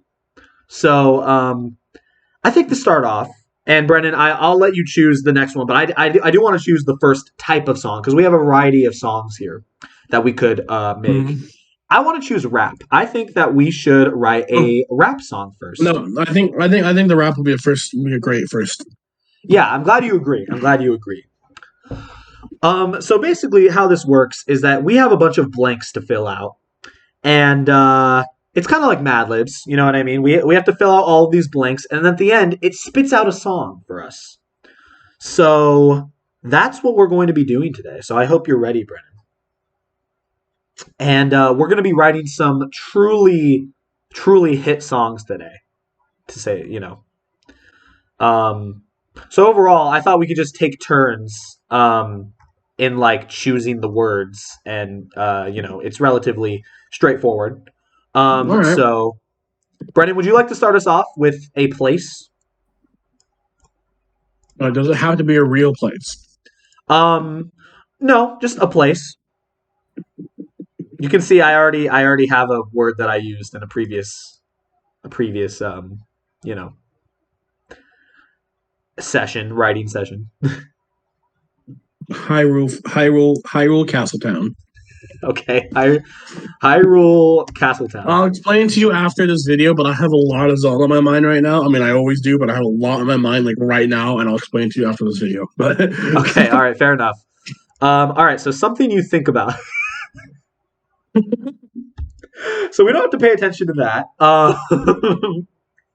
Something you think about. Let's see here. I think about. You know what? I think about Pokemon. Pokemon is just a great franchise. I think about it quite a lot. All right, so Brendan, why don't you fill out this next blank? Something somebody might complain about.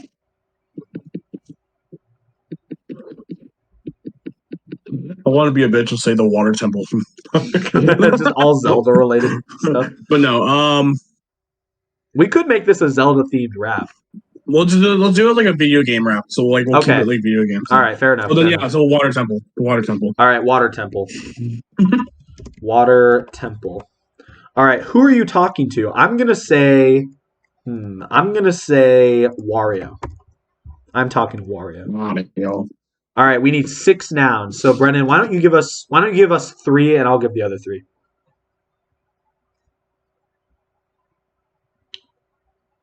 Remember, nouns are person, place, or thing. But I would go with a thing because I feel like person and place are like taken up by other things. Yeah.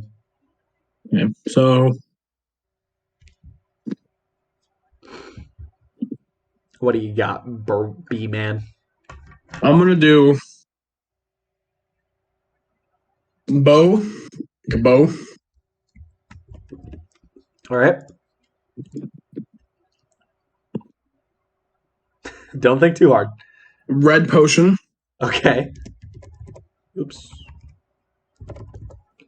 All right. And a master ball. Ah, okay. You got Pokemon up in here. All right. I'm going to go with Koopa Shell.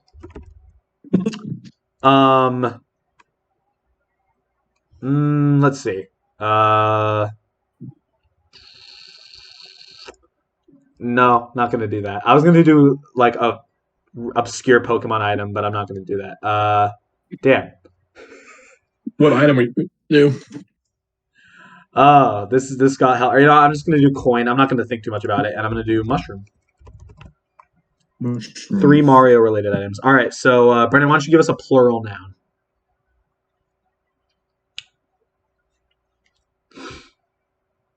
Plural noun. Yes, sir. But I hate myself, but I'm sorry. Deku's. No, I told you, man. I have a problem right now.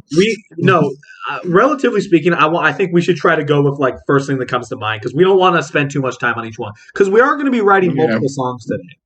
But yeah, okay, 6 adjectives. So I will give 3 and then you can give 3. Okay, so gaming related adjectives. I don't know, pixelated. Freaking red like Mario. and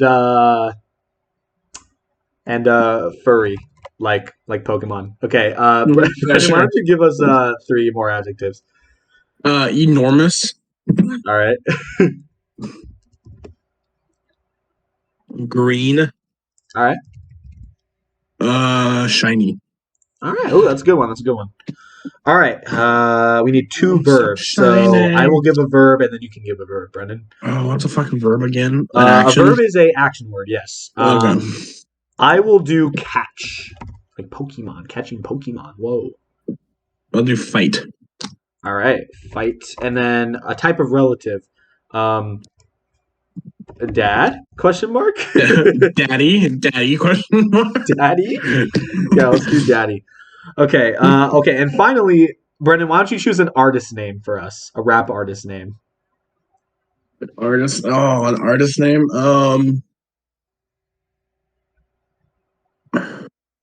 A video game related, in particular, if you can. A little gamer. Little gamer. All right. All right, here we go. Are you ready to hear our rap, Brendan? Our amazing video. Oh yeah. All right, let's go. Let's freaking go. All right, we got a Hyrule Castle Town State of Mind, the Coin Hip Hop by Lil Gamer. All right, if you don't mind, I'll wrap this one, and then Brendan, you can give the next one. Yeah, go for it. Or do you want to do it? No, you knock yourself out. Okay. Yeah. Hey yo, Wario, it's time, Wario. Wario, begin straight out the pixelated dungeons of rap. The cat drops deep as does my bow. I never catch, 'cause to catch is the daddy of WoW. Beyond the walls of Deku's, life is defined. I think of Pokemon when I'm in a Hyrule Castle Town state of mind. Hope the sow got some allow. My cow don't like no dirty plow. Run up to the end out and get the wow. In a Hyrule Castle Town state of mind. What more could I ask for? The red cat? You complain about the water temple. I gotta love it though. Somebody still speaks for the bat. I'm rapping to the coin, and I'm gonna move your loin. Furry, enormous, green like a cat. Boy, I tell you, I thought you were a mat. I can't take the water temple, can't take the fox. I would have tried to fight. I guess I got no clocks. I'm rapping to the loin, and I'm gonna move your coin. Yeah, yes, I'm in a Hyrule Castle state of mind. When I was young, my daddy had to rejoin. I was kicked out without no coin. I never thought I'd see that groin. Ain't a soul alive that could take my daddy's groin. Shiny mushroom is quite the loin. Thinking of Pokemon, yes, thinking of Pokemon. Pokemon. I have no idea. They never even used Master Ball. I just realized. Oh yeah, it didn't, huh? That's funny. Wow. Okay. Oh yeah, no noun rhymes for red potion, Master Ball, or Koopa Shell. So we were too advanced for the too AI advanced. Here, apparently. All right. Well, that was interesting. So that's our first hit song of the night. A Hyrule Castle Town State of Mind. Let it be known that will enter the mainstream very soon. It's going to catch on, trust me. But guys, we're not done because we're going to be writing another song here. And Brennan, why don't you choose the next genre of song for us out of the ones that we have here for us to be writing?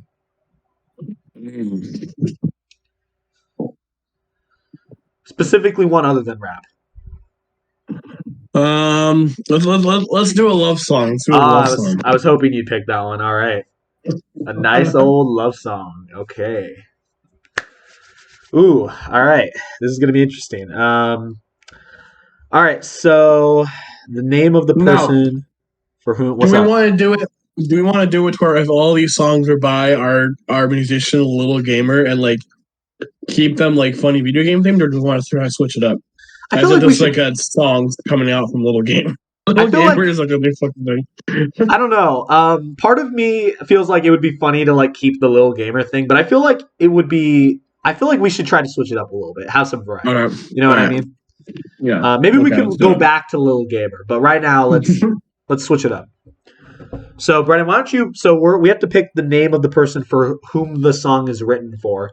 So there's 2 blanks. So well, technically we can pick the the surname. Mrs. Hufflepuff. Mrs. Hufflepuff. Okay. All right. Hufflepuff.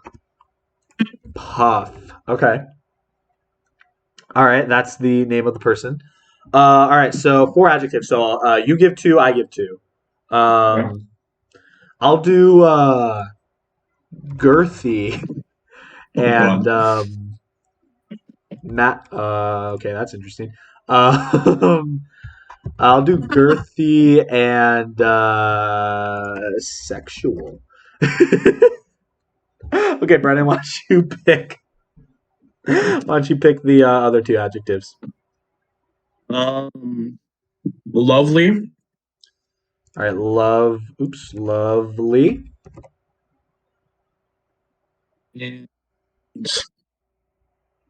Stinky. Stinky. All right. 2 vegetables that you like. You pick one, I pick one. I'll do carrot. So you like carrots? Broccoli. All right, broccoli. I'll pick the favorite animal. I'll do the wombat. Because we gotta give love to those wombats. All right, Brennan, you pick a type of food. Nachos. Nachos. Okay. A condiment you enjoy. Mayonnaise. No, why? Oh, I didn't spell it right, did I? I don't know how to spell mayonnaise. Okay, I guess that's right. Something red, Brennan.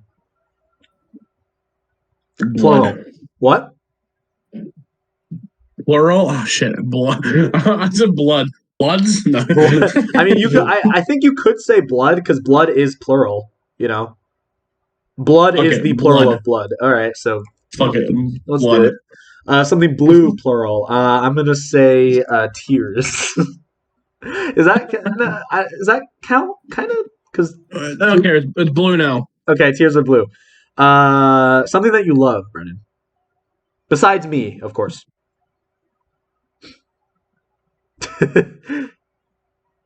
Midna. Okay, midna. A verb. Did you notice that sadly my poster is down right now? Oh yeah. What happened to your poster? The poster's fine. It's wrapped up over there, but some stuff is going on. I'll explain to you later. But I had to take the poster down. So now there's just an open space back there. Yeah. I didn't notice it until just now, but now I can't. I was kind of in the way. I was kind of in the way because I was trying to hide the fact that like there's nothing there now. Because now it's just a big wide open wall. Yeah. Okay. It's fine. Okay, I picked the verb here. Brendan, why don't you pick a part of the body? Choose wisely. Chest. All right. A glamorous job. A YouTuber, obviously. Totally. A place where you may be found. Oxford, Australia. The shop. I don't freaking know. Oh, this is definitely a UK website. So.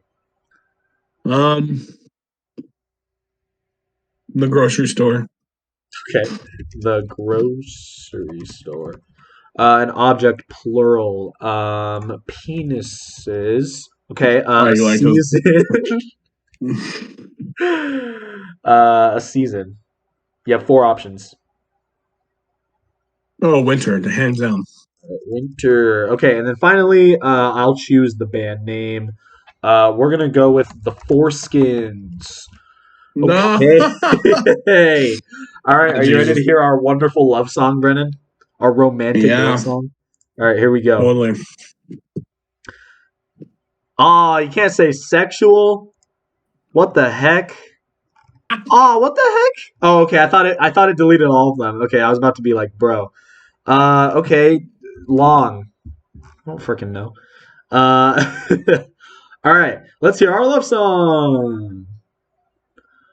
All right, Brendan, you want to take this? Carrot Love by the Foreskins. Go ahead, Brendan. Okay, so can I also just say, the only reason I said Hufflepuff is just because I wanted to do this. This one's out for you, Miss Puff. Okay, yeah.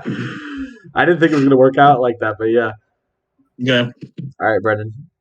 Our girthy carrot love by the Foreskin. This one's for you, Mrs. Puff. The love for you is like the most girthy carrot. Your face reminds me of a long wombat. Together we are like nachos and mayonnaise. You fuck. Oh, darling couple, my girthy carrot, my long broccoli. The perfect companion to my nacho soul. Blood are red, tears are blue. I like Minna, but not as much as I love hopping with you. It's beautiful. Your chest are like lovely penises on a winter day. You are like the most stinky YouTuber to ever walk the grocery store. Your long wombat face, your mayonnaise soul, your lovely chest, your stinky YouTuber being. How could I look at another woman when our girthy carrot love is so strong? I love you, Miss Puff. Oh, man. Oh, that was beautiful. Wow. Dude, I feel like we got a hit on our hands right now. Dude, I'm just imagining SpongeBob or Mr. Krabs. Mr. Krabs falls in love with SpongeBob. Yeah, no, Mr. Krabs would totally sing this to Mrs. Puff. Oh, yeah. Oh man, that was good. That's something else, man. That's something else. Okay. Well, that was pretty good, but I feel like there's only one way to go, and that's up. So we're going to be writing another song. And you know what? I think we're going to do a Christmas song. Okay. Because, the holiday season is not anytime soon. But you know what? I'm feeling in the holiday spirit. So we're going to write a Christmas song. And this coming December, you're going to hear it all over the freaking radio. So let's do this. Brennan, why don't you choose something that you might give to somebody? A gun. Okay. All right. Something you might dance around. A dead body. Hey, I'm picking here. And I say a deceased body. No, I'll keep it simple and I'll say dead body. All right, Brennan. What did you do with my heart, Brennan? Ate it. I'm sorry? Ate it. Okay. Sure. An adjective to describe your ideal Christmas. Parents are fighting. Jesus. Things you find at Christmas. Candles. All right. Something you eat at Christmas. Brennan's heart. Oh, this is gonna be a great song, man. Something lavish that might be given at Christmas. So, like something expensive, something like a really extravagant gift. Kidney. Okay. Those are expensive. Yeah, true. No, that's true. You have a good point. Some creatures you find around at Christmas, plural. Krampus. I don't know what you said, but I'm picking. So screw you. Freaking reindeer. Oh God. Yeah, bloodthirsty reindeer. Yeah, bloodthirsty reindeer. Something you might hear at Christmas time. Chanting. Oh my, Brennan, I'm concerned right now. 2 things you might do at Christmas time, and don't say a ritual. Don't say a satanic ritual. Damn it. Huh? Damn it. I don't know what you're saying. I said, damn it. Oh, okay. I thought you were like actually saying something. Okay. No. Do at Christmas time. Feast. Huh? Feast. Feast? Okay. Feast. Yeah, we can do feast. I'm trying to think of what I want mine to be. Open presents.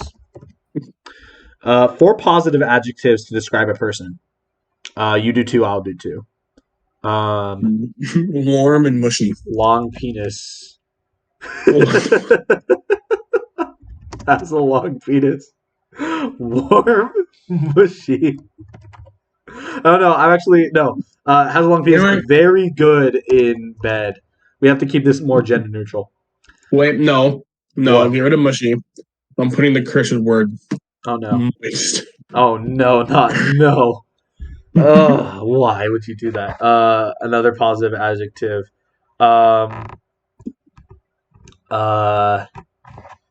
Optimistic. Okay, 2 negative adjectives. So you give one, I'll give one. Cold. Cold? Yeah. All right, cold. I'm going to say...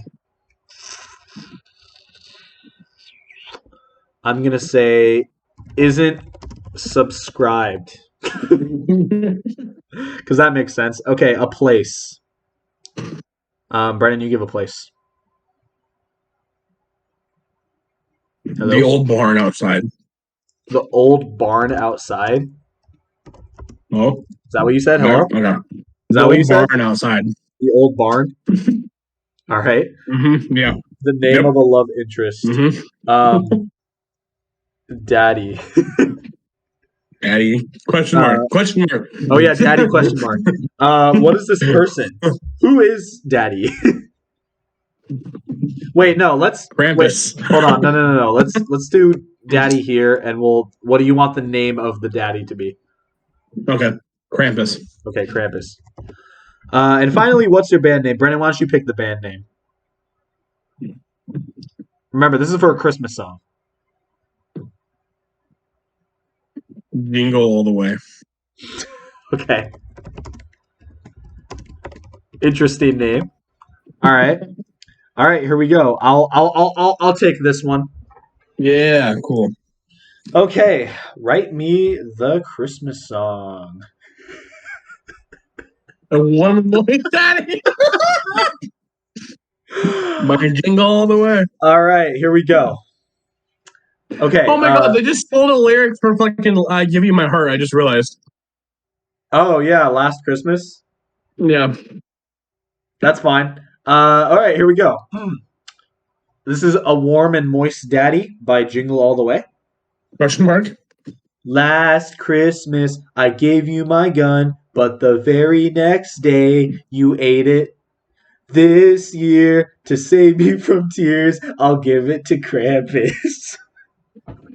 I'm dreaming of a parents are fighting Christmas, just like the ones I used to know, where the candles glisten and reindeer listen to hear chanting in the snow.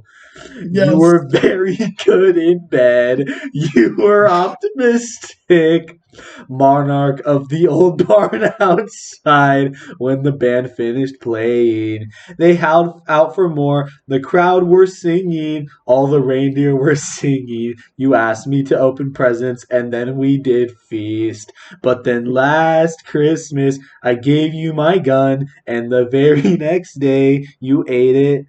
This year, to save me from tears, I'll give it to Krampus instead. Your isn't subscribed. You're cold. Happy Christmas to you. I pray God it's your last. Rocking around the Christmas dead body at the Christmas party hop. Rocking around the Christmas dead body, let the Christmas spirit ring. Later I'll have some Brennan's heart and me and Krampus will feast. I don't want a lot for Christmas. There's just one thing I need. I don't care about kidney. I just want Krampus for my own, more than you could ever know. Make my wish come true. Oh, all I want for Christmas is Krampus. Oh, Krampus. Yeah, oh Krampus, yeah, Krampus the daddy is a warm, moist soul. Krampus the daddy is a fairy tale, they say. How long is this fucking song? God. Krampus, baby, I want you, and that is all. I'll wait up for you, dear. Krampus, baby, won't you feast with me tonight? So here it is. Parents are fighting Christmas. Everybody's here to open presents. Look to the future now. It's only just begun. Simply having a parents are fighting Christmas time. Simply having a parents are fighting Christmas time. And there you go. Are there any words that weren't used? No. Apparently they were all used. Wow. I love that was a journey. I love the singing and then just the give it to Krampus. And how fucking long is this song? I know. It was freaking long. They like combined like 5 different actual Christmas songs. That was something. All right. Well, Brennan, I think we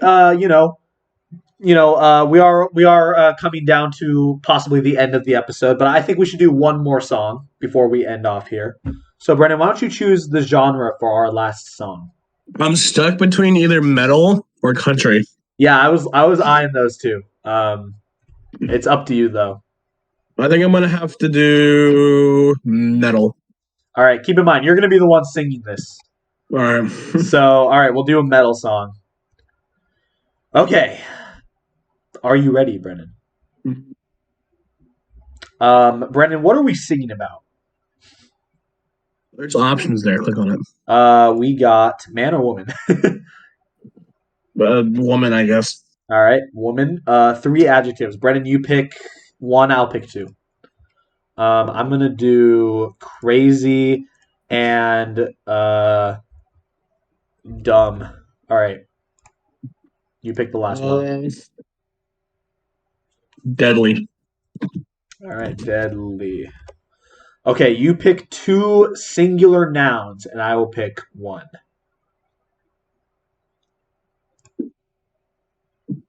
What do you got? Hell. Gamer. Hell. Hell? Yeah. I feel like you like No, it that's seems not a like no. they want like something like a devil or gremlin, like a kind Fine. of person, you know. Devil, fine. Devil and Gremlin. Prince of Hell. Prince of Hell. Okay, Prince of Hell. Something you can master. What? Brendan, what is your mind on right now? You have like dark thoughts right now, dude. No, I said bait because you said master. I said master bait. Oh. Well, I just mean in general, but I actually did not hear you there. No. I'm not even masturbating. Yeah, by technicality, yes, that does count. Oh wait, I've master. gotten so good at it. So good at it. I really need to improve my masturbating skills. Okay, something you can pull. Dick. No wait, I have a feeling they're not going to let me pick that word, so I'm going to say penis. Penile. Something you can smash. Something you can smash. Choose wisely. I've been saying that a lot tonight. My heart. My heart. Okay, something you can twist. Ball sack. Okay. You're telling me to choose one as the one going up. What? You can twist a ball sack, okay? I would know. Okay, pick something fast. I swear, if you say Sonic, oh my god, Brennan. Okay, something terrified. We're gonna do Brennan. Okay, a number. 69. Oh man. Okay, and then finally, Brennan, pick an artist name for us. Wait, no, you picked the last one. I'm picking this one. Screw you. Yeah, you picked the artist name. And finally, what's their artist name? Metal Men. Yeah, that's all I got. Okay. All right, you ready? You ready for this awesome metal song? All right, here we go. Yep. Oh, you can't say masturbating. Wait, I have a solution. Don't worry. There. Yeah. If this doesn't work, I don't know, but it should work. It's working. It still doesn't work. Okay. No, it's fine. Masturbating.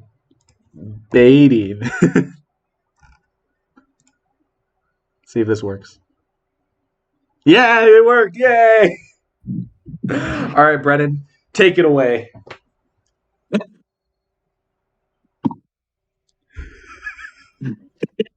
I like how the word that was giving us the trouble is the fucking song title. Is the what? The word that was giving us the most trouble is the fucking song title. I know. Look at the album cover we got. It's beautiful. Look, yeah. So awesome. All right. What up, fuckers? We're Metal Men, and we're going to be singing Mistress of Masturbate. Oh, yeah. Yeah. Yeah. There's not one guy in the crowd. Come on. Yeah. Woo! Yeah. All right, go. Faster than Sonic, terrifying Brennan, merging like a... What the fuck is that? Ovonic? Ovonic? Yeah. Enraged and like an Ovonic. She's half woman, half Enon.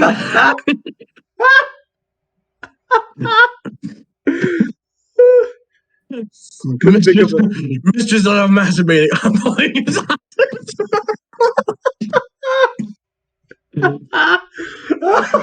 Your ball sack is smashing you're my heart and smashing you're my heart.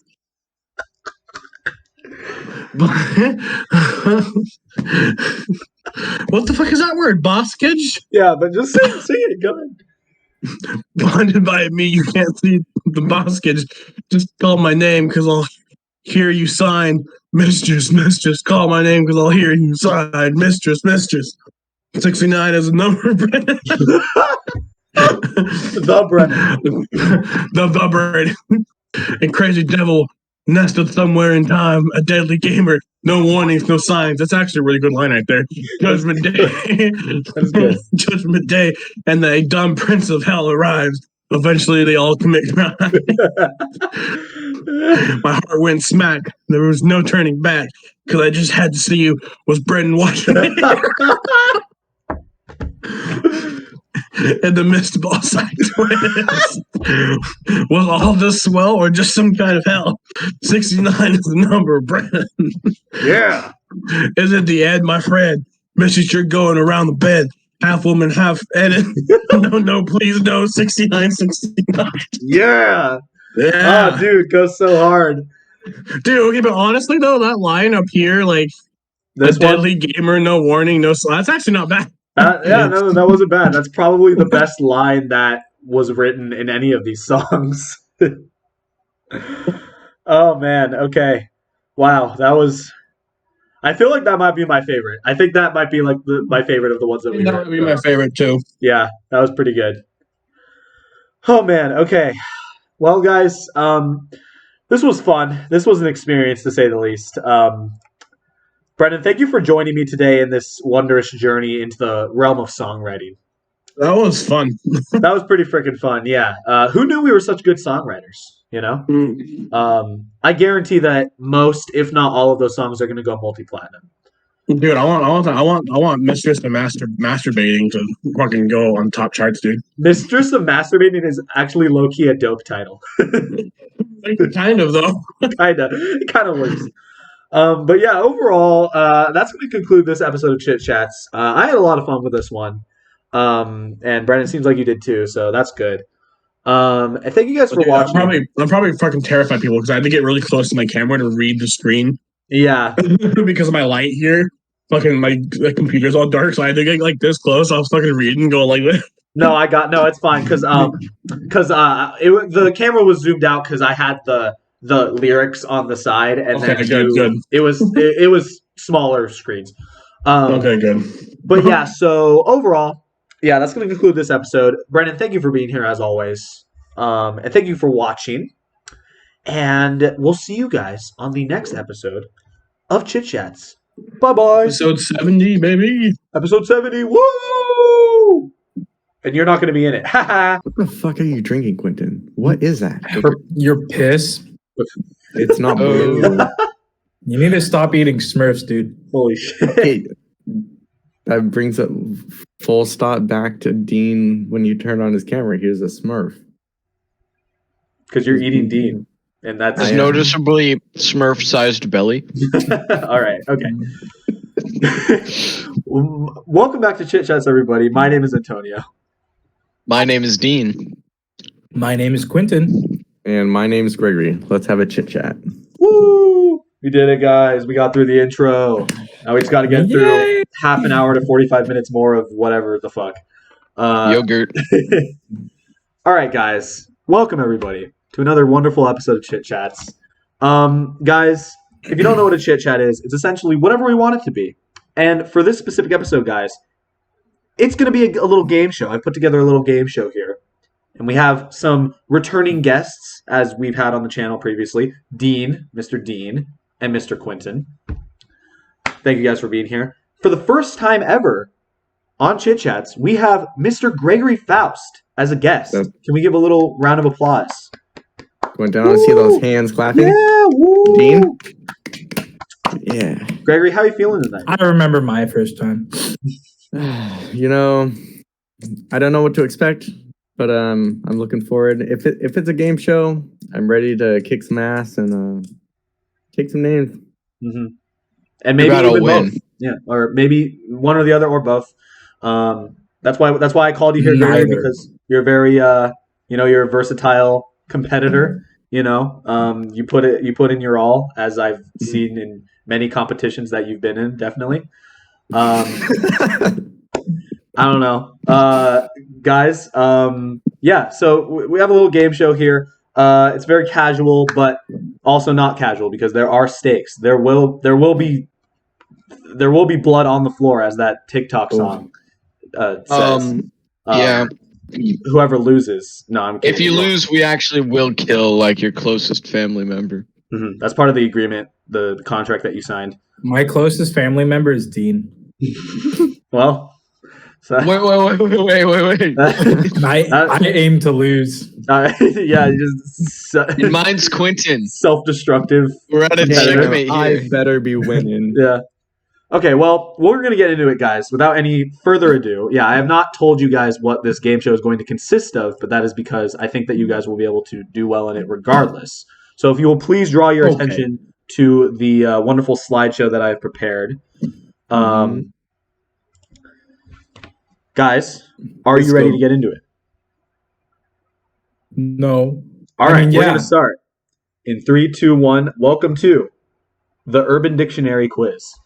Holy shit. So, guys, no. You may or may not be aware of urbandictionary.com. It's a website that I'm sure all of us here have been to at least once before. You know, they specialize in giving you definitions that you didn't ask for words that you probably didn't want to know the definitions to, but you were too curious. You looked them up, and you're like, oh, that's what that means. I really wish I didn't read that. But guys, I think it was my mom who introduced me to Urban Dictionary. As she should, as every mother should, honestly. Oh yeah, definitely. Yes, it's a rite of passage, truly, to be on this website. And you know, considering anybody can submit a definition here of any word that they so choose to this website, there's a lot of filth on this website, to put it lightly. And guys, essentially what we're going to do today is we're going to sort through the filth and see how well you guys can identify certain words from this horrible website. Essentially what I'm going to do, guys, is I'm going to show you a word from Urban Dictionary, straight from Urban Dictionary. All of these were user-submitted words and user-submitted definitions.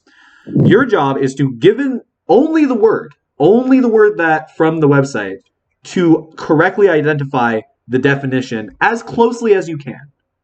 It's not going to have to be one-to-one. I'm not going to ask you to word for word guess the definition of whatever word I give you, but you want to try to get as close as you can. So, for example, we have ghost cheeks here, and the definition is when you sit down on the toilet and you can feel the warmth of the previous occupant's butt cheeks. So, I don't know how can you use ghost cheeks in a sentence? Like as in, like... No, I mean, can I personally... Right now, as an example, yeah. Yes, man, that toilet, I was really reminiscent of ghost cheeks. I feel like the loser of every round has to use it in a sentence. Has to use the word in a sentence. You know what? I like that. I like that a lot. You know what? I'm willing. Yeah, we're enforcing that rule on the fly. Whoever gets the least close to the actual definition has to do that.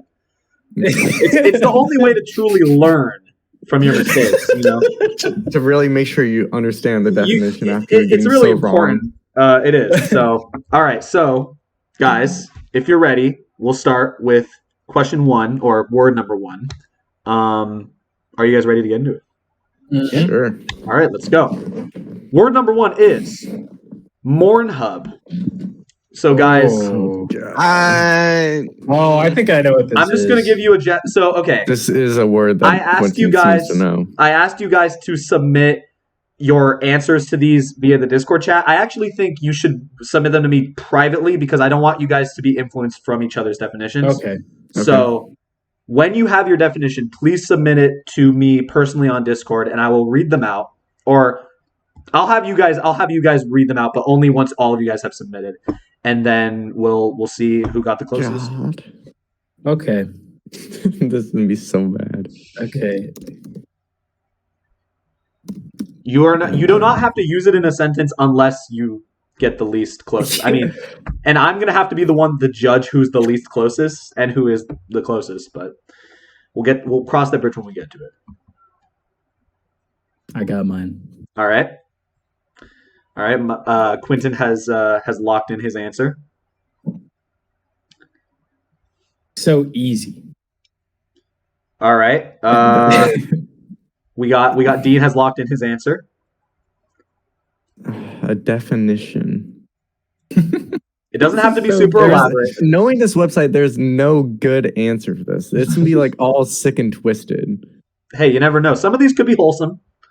You know? You're saying like necrophilia? I'm saying this one is wholesome. It has to be. It has to be. I wouldn't put that much faith. Contrary to my answer, my answer, this one's wholesome. Oh, I just thought of a better one. Damn it. Okay, well, it's too late now. Too late. I mean, yeah, I don't know how much I need to enforce. Like, no changing the answer. No. All right, No changes. All right, only once. So you really got to be confident when you press that submit button. All right, Gregory, I'm going to say we're going to need your answer in. Okay. Oh. Say 10 seconds.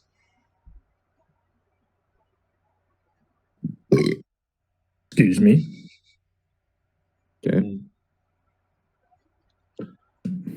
Okay. All right. So we got our answers. So, Quentin, why don't you tell us what your answer was for this? Okay, so my answer was like, okay, Mornhub. I was like, so this is like the combination of Pornhub and like dead people. So I was like, okay, what is dead people in Pornhub? And I was like, oh wait, what happens or where do people go when porn stars die? They go to the Mornhub. So I said this is a funeral home for porn stars. All right. Okay. Oh, interesting. Very interesting. All right, Dean, what is your answer? So since this is a hub, I thought it was more of like a collective website where, you know, the porn hub is where there's a lot of porn. So I thought, so maybe this is like filled with a bunch of like funeral videos for people to grieve to or something. And it's just Okay, online where you can just access that whenever. That actually makes a lot of sense. Yeah.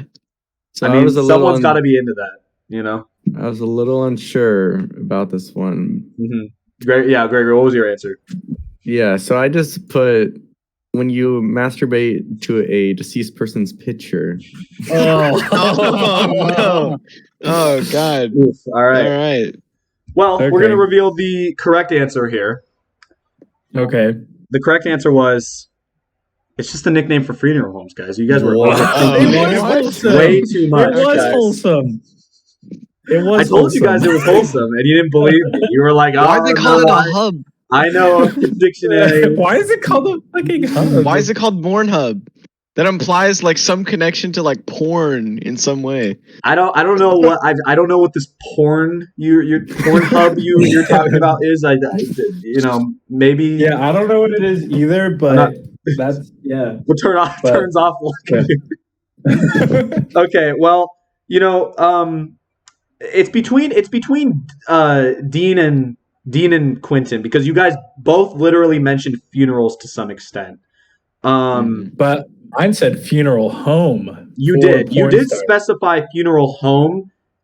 Yeah, and you were more specific with it, but you did identify funeral home. So I think I will give this one to you, Quentin. What the fuck? Okay. What the So congratulations. So that means I have to use this in a sentence here?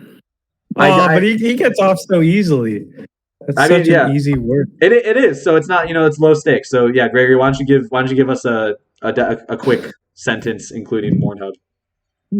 After my grandmother fell off the roof putting up the Halloween lights, we unfortunately had to take her to the Mornhub on a late Saturday evening. What a tragic story that is, Oof, that's okay. All right, moving on. That was question 1. All right, moving on to question 2, or word number 2. Chili head. So guys, why don't you give me a little definition for chili head here? Okay. I'm gonna give you guys, let's say, 40 seconds. Oh my god! I just this is gross. Okay, I have a what? Okay, never mind. Shut up. Yeah. Okay, I just thought of something disgusting. Just a question: do these words get harder as we progress, like throughout the levels? That was the intention. Okay. But you never know. Maybe the later ones will be easier because by then you'll have caught on to sort of the general. I like maybe you'll get better at identifying the definitions. I don't know. We'll see. We'll find out. All right, Quentin. We are going to need a final answer. All right. Hold on. I don't know. Wait, I got one, but it's so foul. Okay. Okay. So unbelievably foul. Okay. All right. So I think Dean, you submitted it to me first. So why don't you tell me your definition? Okay, so mine's pretty simple. I think a chili head is just someone who really fucking loves chili or peppers. Okay. I think it's someone who's just like they're cuckoo for Cocoa Puffs, but they're cuckoo for chili heads. That's actually chili. right. They like chili. They like chili or peppers or this spicy just makes things. me think, what did Quentin put? I'm pretty sure that what he said is right because I've been called a chili head before, and it just means like you get a huge rush of like they're like spicy foods. They're like spicy. I need chili. Little did we know, but we had a chili head in the chat. We have a local chili head right I'm here. addicted to chili. That's crazy. I need chili. All right, Gregory, why don't you give us your definition? I was thinking a little bit different. I was thinking chili. Maybe sometimes, like my dad will make spicy chilies, and it's what we eat sometimes. So I was thinking maybe it's just a person with a bad temper, like they're a hothead. Mm-hmm. All right, cool. That could be possible. That's very possible. Mm-hmm. Quentin, why don't you give us your definition? What did you put? I'm using it in a sentence. Okay, so here's my thought process. Head, right? Like giving head. So I was thinking someone eating chili and then giving head. Why would anyone want that? It's kind of like a masochism thing, So I was like, okay. I thought it was you eat chili and then you give a head. Yeah. No. Yeah. Okay. Well, that's awful. And he even called himself a chili head. All right, well, we're gonna reveal the correct answer here. For real. Yeah. The correct answer, guys, is to eat a spicy pepper, then perform oral sex.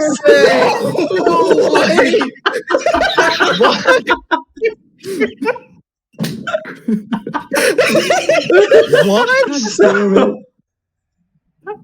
No. So I do believe that means Quentin does get the point for this round as well. What the fuck? How? No way.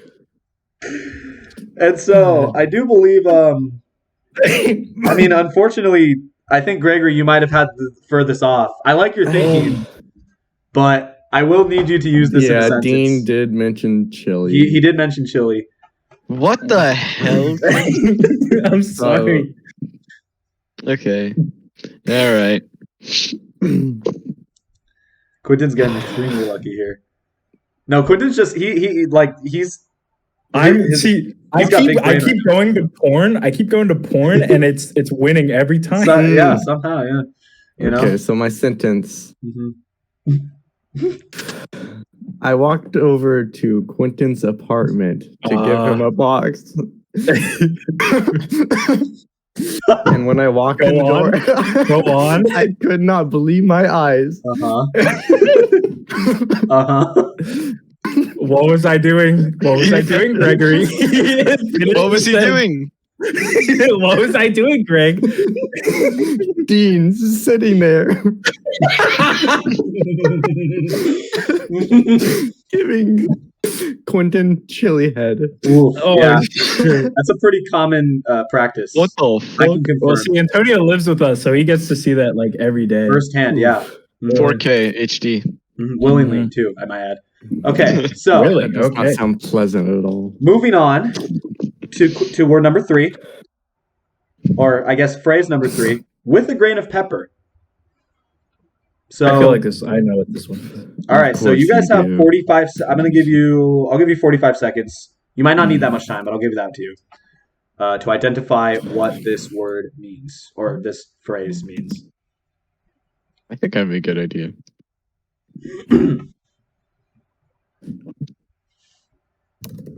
Contestants they're thinking hard.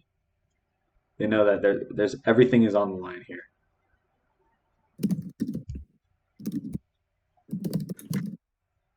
The stakes are high. I'm locked in. They're seasoned with pepper. Oh, hey, you can't steal my answer. Sorry. All right, I might get this one wrong because I did not go to porn for this one. So, I mean, I'm not going to confirm or deny that all of these have to do with something sexual, but All right. Keep it mysterious. So, Dean, why don't you give us your definition first? Okay, so we all know the term to take something with a grain of salt. So like barely consider what's going on. It's like you don't really need to consider, in my opinion, but with a grain of pepper, that's like the exact opposite to salt. So you take it with a lot of consideration. It's very important. So like I don't know. I ran over your cat the other day, but take that with a grain of salt because I didn't actually do it. But 2 days before that, take that with a grain of pepper because I did run over your cat 2 days before. Mm-hmm. So take that with a lot of consideration. Mm-hmm. All right. Very good. Very good. Quentin, why don't you give us your definition? So mine was almost the same thing as Dean, but I think Dean has a better definition of it. I basically said taking it with a grain of pepper means like, looking on the bright side, where like if you say take this with a grain of salt, it's like, it's not, you're not optimistic about it. Whereas like, if you take it with a grain of pepper, it's something to be cheerful about, something to be like, okay, this could work, be more optimistic. Mm-hmm. Okay. Because, when people are salty, if you're peppery, you're the opposite of salt. Stupid. That's it. All right. I like it. Gregory? Think about that. I actually had the same idea as both of them, but I was thinking grain of salt means like not be like 100% sure, like to just keep being skeptical of it. It's not like set in stone or anything like that. So I was thinking it's like take it with a grain of pepper means like to be sure of it, like this is an absolute thing. Mm-hmm. Okay, yeah. All right, so my second guess is this is just pubes. It's just talking about pubes. What? Wait. Yeah, I mean, hey, like they've all been sexual so far, Yeah. That was my sexual guess. Okay, cool. Yeah, actually, no. Starting now, you have to have 2 guesses. You have to have a normal guess and then a sexual guess, just in case. Okay, all right. We got the real definition here. Is taking something seriously. Yeah. Okay. So I think Dean had the best definition. Let me read them again really quick. I didn't really type mine all the way out. Yeah, that's true. I do think I think Dean was pretty spot on here. Specifically, I'm not gonna say any of you guys got it wrong because you guys got it all right. So I'm not gonna make any of you guys give me a word. I mean, you guys basically did give me like sentences involving it almost. So like, we'll take that. Okay. Oh, let's go. All right. So very good, guys. Very good. All right. Moving on to word number 4. Cuck chair. Oh. Cuck chair? Cuck chair. I think Family Guy might help me with this answer. I think I know what this is. As it normally does. You guys have 45 seconds to... Holy shit. Okay. Give your definitions. Okay. Yeah, I'm pretty sure this is literally from an episode of Family Guy. It might be. I was scrubbing through the definitions. A lot of them, like they did have a lot of references to like shows and stuff.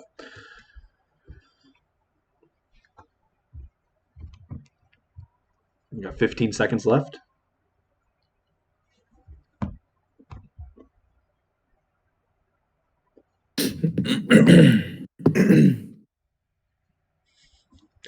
All right. Looks like we got all of the answers locked in. Quentin, why don't you give us your definition first?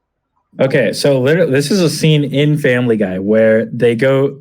I think it's Brian, Lois, and Peter. They go to like a hotel room, and there's only one bed. So Peter's like, okay, Lois and I will. There's one bed, and then there's one chair that's like facing the bed, and Peter's like, okay, me and Lois will sleep on the bed. And then Brian's like, so what? I get the cuck chair? And I'm pretty sure the cuck chair literally is just a chair that faces the bed because you're watching people have sex. Yeah. I'm pretty sure that's what it is. All right. Yeah. All right. Dean, if you could give us yours. Mine was actually very similar. I said basically the chair in which the cuck sits in while the other two are having sex. And then the cuck would watch from being sitting in the cuck chair. So yeah, I actually have a cuck chair right there. In my Holy room. shit! Yeah, that's what that is. I have No way. I need to just runs to the cuck chair, sits very politely. The loser has to sit in the cuck chair as the other two people of the house. As they should, yes. All right, Gregory, if you could give us yours. I basically said the dedicated chair that you sit in while you watch your braless wife be fucked by another person. Jesus Christ. Yeah. Very specific, yes. Jesus Christ. Yes. Oh my God. I like that answer. That better be the top answer. Yeah. All right. In specific, your braless wife. Your braless wife. That, yes. All right. We will reveal the not asked for. Not asked for. All right. The definition was that single chair in a hotel room that's always somehow facing the bed. No way. So, what? Family Guy has given Quentin the edge on this one. Damn. Thank you, Brian Griffin. So what? I get the cuck chair. So that's the point for Quentin. I'm still hesitant to make any of you guys, use this in a sentence because you guys got it all right. It's more like a very specific. I want to hear Dean use it in a sentence, though. I like Dean. Dean, go ahead and use it in a sentence. Okay. When me and my braless wife entered the hotel room and wanted to have sex, we got one of the hotel cleaners to sit in the cuck chair. I don't know. You're like, you want to? Hey, we're about to, do the devil's tango in here. Oh God, just devil's tango. Just stop. I don't know. All right, we're gonna move on to question or word number 5. I keep saying question. It's word number 5. Word number 5 is waifu. Waifu. Oh. And an idea immediately popped in my head. Ooh, all right, we had a eureka moment just now. All right, you guys have 45 seconds to identify the definition of this word.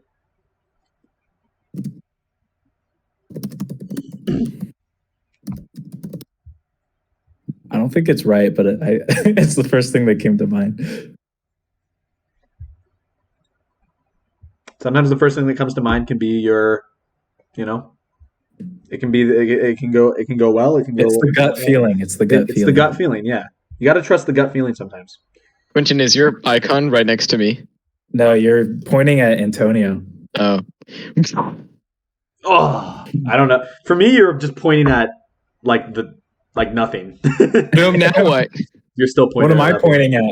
My orientation is vertical. Oh shit, that's it. Now you're okay. Now you're. Don't do it. Don't do it. Who am I pointing at now? Who am I pointing at now? You're pointing at me, Quentin. You're pointing at nothing. If you pointed up, you'd be pointing at me. Oh, okay. Now you guys are pointing at. You better fucking watch it, Antonio.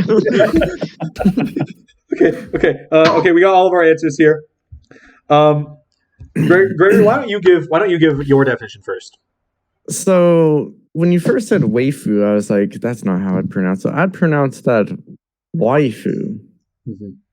Oh, so I was thinking maybe it's like an online girlfriend wife, but whey also makes me think of like protein powder. So I'm just like, maybe it's your online strong girlfriend. Oh shit! That's like totally it. Okay. There's no way. That's actually if that's not it, that's it now. We're making it that. now. That's probable. That is probable. All right. Okay. All right. Yeah, Quentin, why don't you give us your definition? Okay. Literally seconds after seeing the word, I was like, okay, kung fu, whey protein. So I was like, it's people jacked on fucking whey protein, and then they're just beating the shit out of each other. Mm-hmm. That's it. All right. The first thing that came to mind is people that are like, oh, I love whey protein. I love whey protein. I liked it before it was cool. Oh, and then you beat the shit out of people. Yeah, I think that should be a sport, honestly. I would watch that every day. Dean, why don't you give us your definition? Okay, so mine is fairly simple. I said, okay, like everyone else, this is whey protein. So I thought maybe it's like the spiritual act of putting whey protein in every single food item you eat ever. Okay. Like literally in anything you can. Okay. I like that. All right. Well, we all guys, got pretty different answers. We do. Yeah. Well, one commonality between them, but the correct answer: a girl, real or not, who hits the gym for strength and you find attractive. So Gregory gets the point for this one. Wow. Dude, I need me a waifu right now. Just like real or not. Real or not. I too just So I will admit I did purposely pronounce it a little off because I didn't want to pronounce it waifu to instantly give it away. So sorry, had to slay it up. But Gregory saw through it. He did. I did. So that was very impressive. Very impressive. Lucky bastard. Guys, we are at the halfway point of this horrible quiz. So let's do a quick point check before we move on. Mm-hmm. So we got a two-way tie for second place. We got Dean and Gregory with 1 point each. Ooh, and shoot. In first place, we got Quentin with 3 points. Shoot. But how many do they have? I'm gonna have my waifu come over there. And How many points does Greg and Dean have? Not if I like Gregory and Dean both have 1 point each. Oh shit! So it is still anybody's game because we have 5 more words to go through. So let's go on to word number 6. Nobody's in a sentence. Meet and greet. I know what this is. I think I know what this is. All right, you guys have 45 seconds to identify the word. Oh my god! As closely as possible, I might add. Jesus Christ. Okay, I know what this is.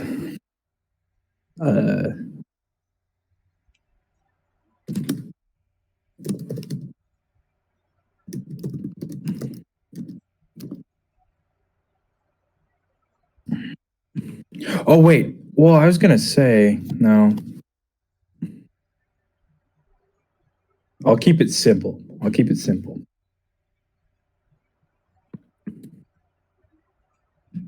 Yeah. Okay.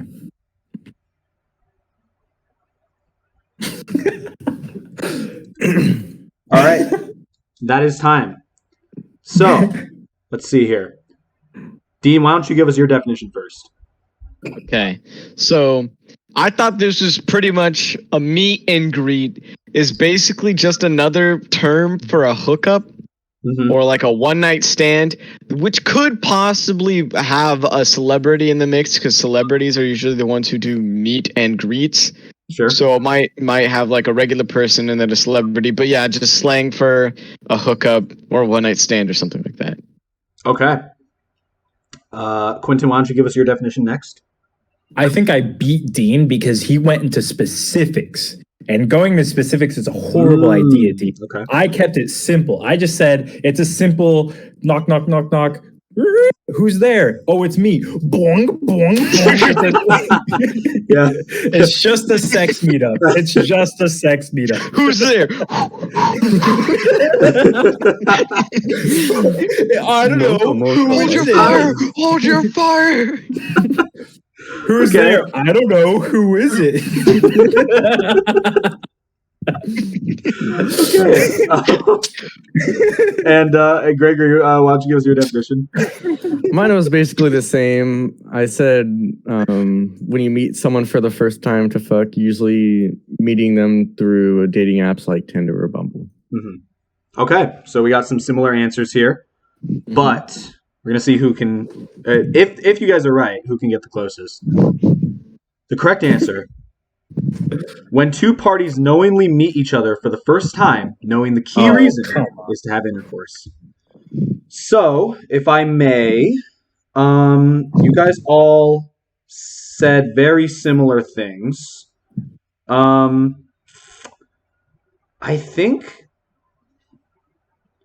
think I'm gonna have to give this to Gregory. I think he had the most pinpoint, sort of accurate definition. Although Quentin's boing boing was pretty spot on. I did enjoy Quentin's boing boing. I'm not gonna act like I didn't enjoy that. So you got some brownie points for that. Yes. But unfortunately, the brownie points they don't correspond to a point, to an actual point. God damn it! All right, so moving on to word number 7. Elongate. Oh my god. Oh. So I'm gonna give you guys a minute for this one. Not that you'll need it, but I'll give you guys a minute anyway. I've seen this on Twitter. Definition. I've seen this on Twitter. So if you would please.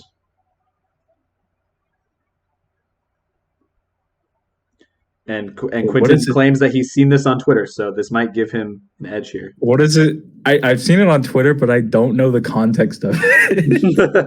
You just said, yeah.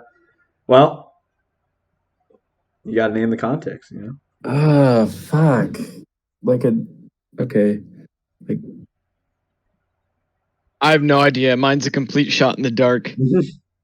Yeah, hey, a shot in the dark is better than nothing. A shot in the dark, and you're too late. You give love a bad name. I think I did the wrong one. Shot through the cock. You're too late. You give cock a bad name. I can't think of the word. Oh my god, whatever. It's fine. All right. And that's time. So, Gregory, why don't you give us your definition first? 1 second. I spelled that wrong. No. So, elongate. I also recognize this from Twitter. I had 2 ideas of this. I know back in, a couple months ago, Elon Musk tweeted and said he specifically wanted, if there was any conspiracies about him or any breaking news or anything like that, he wanted it to be called elongate. News came out that he had sex. Okay, yeah, Dean, thank you. That's a Dean approved image. Elon Musk supposedly had sex with one of his employees and got her pregnant, and he's the father of it. And then around the same time, there was conspiracy that he had sexual favors done for him on the airplane by some masseuse or something like that. Wasn't it for he offered a horse? He offered a horse or something? What? Yeah, he offered some hand. Do you have a horse? No. He was to some air flyer person he groomed. He's like, if you have sex with me, I will give you 1 prized horse. Yeah, that's basically what I think it is. I think it's those 2 conspiracies, but they were grouped together at the time, I believe. Okay. I will give you 1 prized stallion of the highest degree.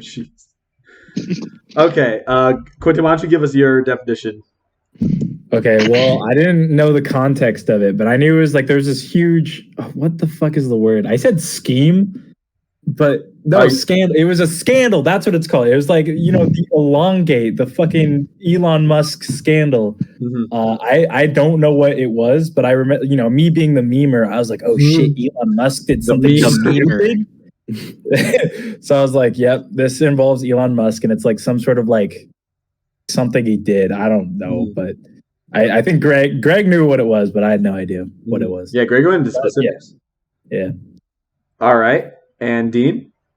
It's I just said it was like maybe like a subreddit for Elon Musk conspiracy theories, including the horse one. Like the Elon Gate. Yeah, except it's particularly in the form of a subreddit. Okay, specifically in the subreddit. I think it's in the form of a subreddit because why go wouldn't into it be? all that detail, Like Watergate, nothing about it, or like Pizzagate, something like that. Yeah. Okay. Well, guys, the correct answer was a scandal involving Elon Musk. What the? So, I believe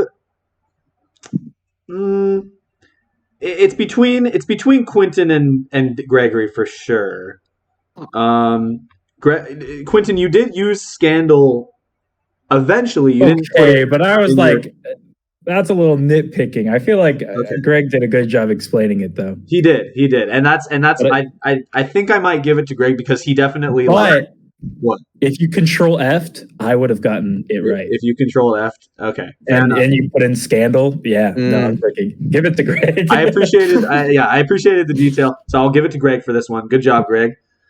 Hey, are we tied up now? 3-3. You win this time. Fuck! You are tied. I should have given it to me. All right, we have 3 more words to go through here. So let's see who's going to take it. Next word is no fry zone. So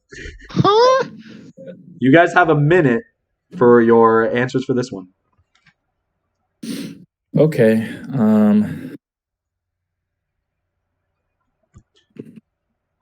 I don't know if it's obvious, but I'm making edits to the quiz right now live. Oh shit! Really? Yeah. I'm just changing around some of the because I actually had more than 10 planned, but given the amount of time that they're taking, I'm just going to cut it down to 10. But I want to pick the best ones, and so I will. Wait. Oh, wait a minute. Oh, we had another eureka moment from Quentin here. Family Guy reference. Quentin's reaching Nirvana right now. I don't think it's porn related, so never mind. Okay. Are you sure about that? I'm just the host here. I'm not here to sway anybody, but that being said. Okay. You guys are probably all wrong with what you're thinking right now. I know exactly what it is, actually. No, Okay. I have no fucking clue. Okay. All right. Well, yeah, we'll call it there since you guys all submitted answers. All right, Dean, if you could give your definition first. Mm-hmm. I think it's an area where fries are not fucking allowed. Oh shit! You can't eat fucking fries in the area. No French fries at all. Fries are haram here. Forbidden. Haram. Haram. Yeah. No fries for you. No fries. Okay. That's pretty good. See fries in the area, you go. You smell that? Fry. It smells a little whiff of a fry. Unallowed here. Okay. Gregory, if you could give your definition. I did not take it so directly as Dean, but I basically said a place or area where drugs are prohibited. That is like probably the answer. Weed and like ecstasy and LSD is commonly referred to as being fried. Damn it! I should have thought of. That's why I was thinking. God damn it. Okay. All right. Well, Quentin, if you could give us your definition. Okay. I was basically thinking like, you know, you go to McDonald's, Burger King, whatever, fucking Carl's Jr., you get fries and you're like, and you know, you're reaching through the fries and then your mom's all like, no, wait till we're fucking home, you know? And because you're going to eat all the fries and by the time you get home, this is a stupid answer. By the time you get home, you're like, all my fries are gone. So I was like, you know, it's like a 5-minute rule. Like, wait to eat the fries till we're home. This is his year. At least until we get out of the fucking McDonald's. You know what I mean? Mm-hmm. I thought I was a genius. But that's the best when they're hot is the problem. I know. Yeah, that's why my answer makes less sense. Yeah. All right, well, we'll see what the correct answer was here. The correct definition was 1/4 mile on each side of the exit from the McDonald's drive-thru, where exiting drivers begin digging through their bag for their fries and not paying attention to the road.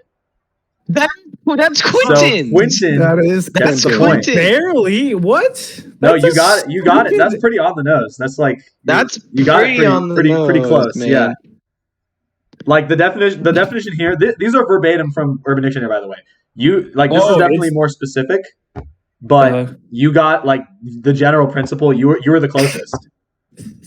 Wow. So good. So good job. Eureka moment was accurate. Yeah, you were right. You were doubting yourself, but you got it. You pulled through. Wow. Okay. Yeah. Are you kidding me? That's such a dumb definition. We're changing that definition now.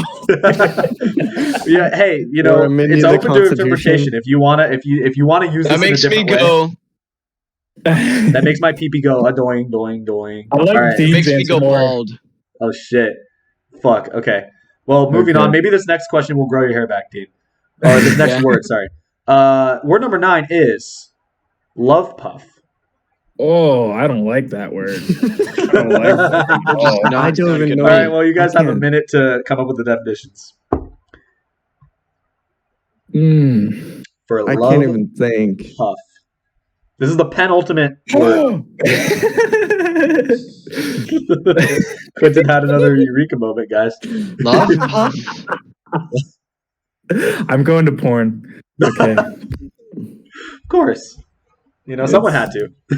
Like a little.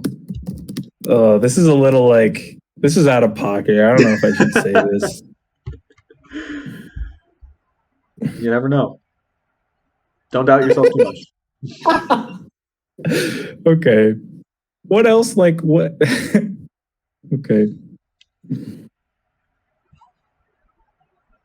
No, actually, I am 100% certain this is what it is. Okay. Don't read it until we're ready. I won't. Because I'm only going to look at who's like the order that I've been asking you guys to give me your definitions is the order of who submits mine first. So I'm just going to that answer's so out of pocket. Don't look until it's okay. I won't look. Gregory, you did submit your definition first, so if you could give us your definition first. I honestly had no idea for this one, so I was kind of shooting in the dark. But I basically just said when you get horny while smoking weed with someone. I like Puff. Love Puff. Like the Powerpuff Girls. No, I'm joking. Wait. Okay, moving on. Quentin went with his. Quentin, I don't know if you were technically the second person to give me a definition, but I don't know if you want to go last. I don't want to go next. Okay, Go ahead, Quentin. Go ahead. Dean's first. Dean, you can go next. We'll have you go next. I said it's when you cream pie someone and you give them a hug afterwards. Oh. That's the best I could come up with. Can I get your explanation? What is how love did you arrive to that point? Talking about out of pocket answers. How did you Because arrive? I go cream puff, cream pie, love puff. What connection is there? All right. Full transparency, guys. I don't remember every definition for every word, so like I don't know. Quentin, if you could give us your definition now. Okay. So here you are doing the with a lady, right? Oh, what? Not a lady. You're with your significant other, right? And while they're doing it, it gets steamy. It set the aroma or the atmosphere. That's a lot of setup. Music, violins, someone in the cup chair, and then naturally. And while you're really going at it, they accidentally they release like a queef. It's a little like it's a love puff. You know what I mean? I think he might have nailed on the head again. Oh my goodness! No. I told you it's a little gross. I didn't want to say it. All right. That's nasty. It's like a little love queef. That's what you were. Hey. Okay, I'm you sorry. Can't do that. It's affectionate. It's affectionate. Okay, all right. We're gonna reveal the true definition here. I am 100% certain this is right. The true definition was a silent fart released whilst in bed with your partner that you were hoping wouldn't smell, he got closest but does. again. So Quentin gets the point. Yes! He wins too, doesn't he? Yes. There is a chance. No, never mind. Well, I don't know. We'll find out. Wow. What the fuck, man? Regardless, I think, like my gut feelings, they work every time. Yeah, you know. My gut feelings lead me I don't know if that's a astray. good thing, Quentin. Quentin, gross. You are on the dark side of the internet, buddy. You always go to porn. You are the embodiment of Urban Dictionary, Quentin. Why aren't all the live leak videos I watched in middle school All right, guys. helping me? No, Quentin, come back. Quentin, come back. We got one more word. One more. What? Holy shit. Wait, maybe he might sit in the cuck chair. Holy shit. Quentin was about to show you the meaning of love puff. Yeah. True. A first-hand definition, if you will. Okay. Yeah, that was so awful. All right. Well, moving on. We have one more word, guys, and this is the final word. So there's a lot riding on this. In fact, this one is worth double points. Oh, yeah. Actually, no, triple points because. Oh fuck. Well, I'll just let it happen. Triple points, guys. So there's a lot riding on this. Ready? 3, 2, 1. There you go. Okay. Mm-hmm. Okay. Oh, this could be so many things. I started the timer, by the way. You guys have the gears are clicking in my head. This could be so many things. I don't even know where to go with this one. Okay. Oof. Okay. There's a lot riding on this one. I don't even think I read it out, but Dallas threesome. Not that you guys can't read it, but yeah. Speaking of sex, I mean, I don't know how much more. If this was Quiplash, I think I chose a very safety quip. Oh, okay. Safety quip. The gears have clicked into my brain. I am at least 1% correct. Yeah. At least 1%. At least 1%, baby. I don't know. We'll find out. All right, that is time. So, guys, Quentin, why don't you give your answer first? Okay. So the first thing I heard from Dallas, I was like, you ever just sit in your truck? You ever just sit in your truck? Like a real Texan, you know? So I was like, what's a Texan love? They like chewing tobacco. They like trucks. They like horses. Huh? Horses. Yeah. We might get to there. Hold on. They like lassos. Mm-hmm. Oh, God. You know, they like the spittoon. Pretend like, yeah, you know.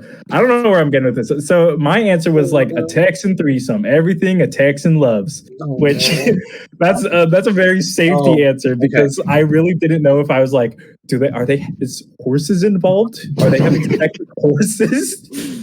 Is it like BDSM with a lasso? Are they having sex in a truck? Or is it just a very like Texan? Are you just having sex with like rednecks? I don't know. But like, it's a very Texan themed threesome where you sit in your truck and do Texan things. That's my answer. Okay, I see. Okay, all right. So you had the rule 3. I thought you were going to go a completely different route there for a second. So I'm a little relieved. Okay, but we still have 2 more definitions to go through. So we'll see what else we can come up with here. Dean, why don't you give us your answer? All right. So stick with me on this one, okay? Dallas threesome. Dallas, Texas, cowboys, cowgirls, cowgirl position. Oh, 3 people, 1 dude, 2 girls. Guy lays down on ground, penis up air, head up air. Girl rides cowgirl on wiener. Girl also rides cowgirl on face. Dallas threesome. Holy Boom. shit! That's actually kind of that's a very good answer. Yeah. Good answer. Thank Good you. answer. Good answer. It's like Family Feud. Yeah. And Steve Harvey would be like, He'd be like, What? He'd be like, what in the What hell? did you say? You can't say that. All right.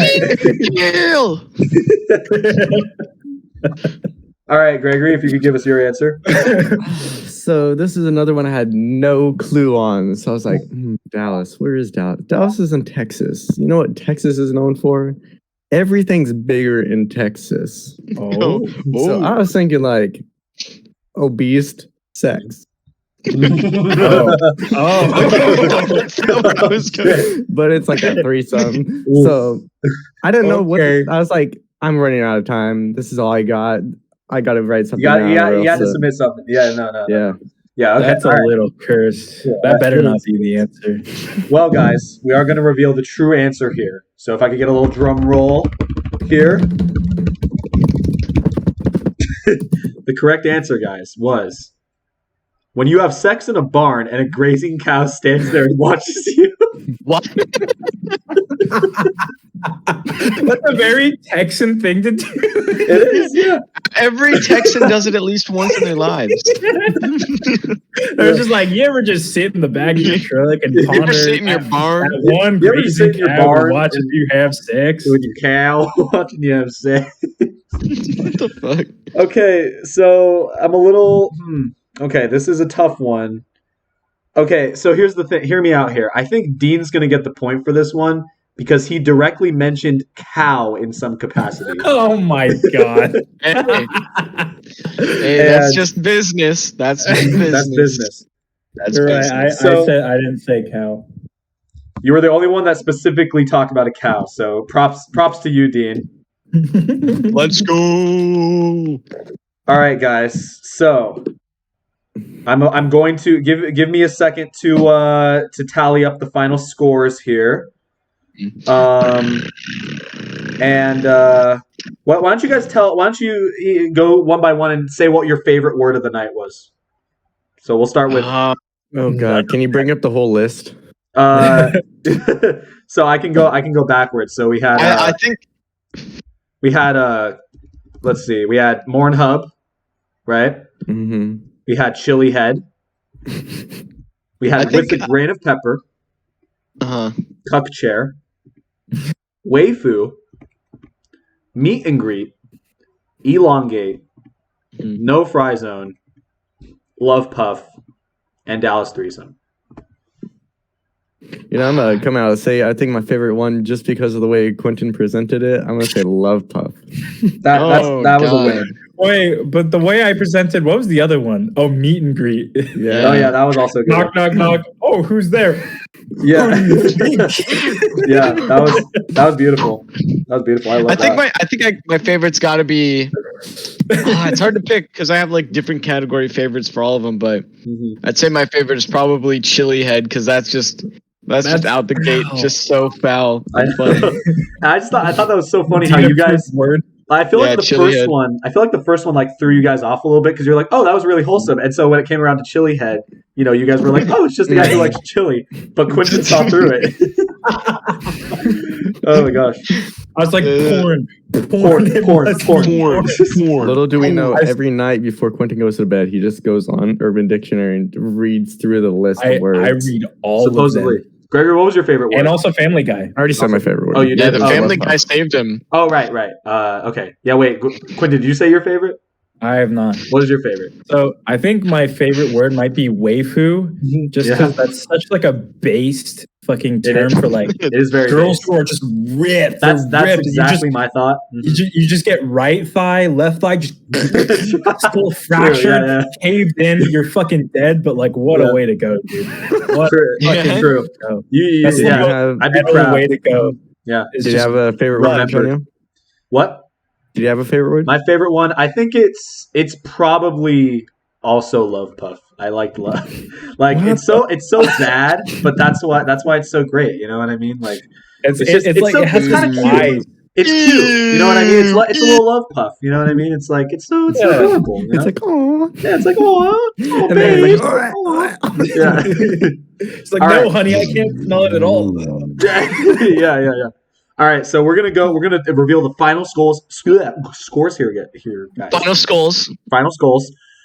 So that's the quiz. So yeah, final scores. We have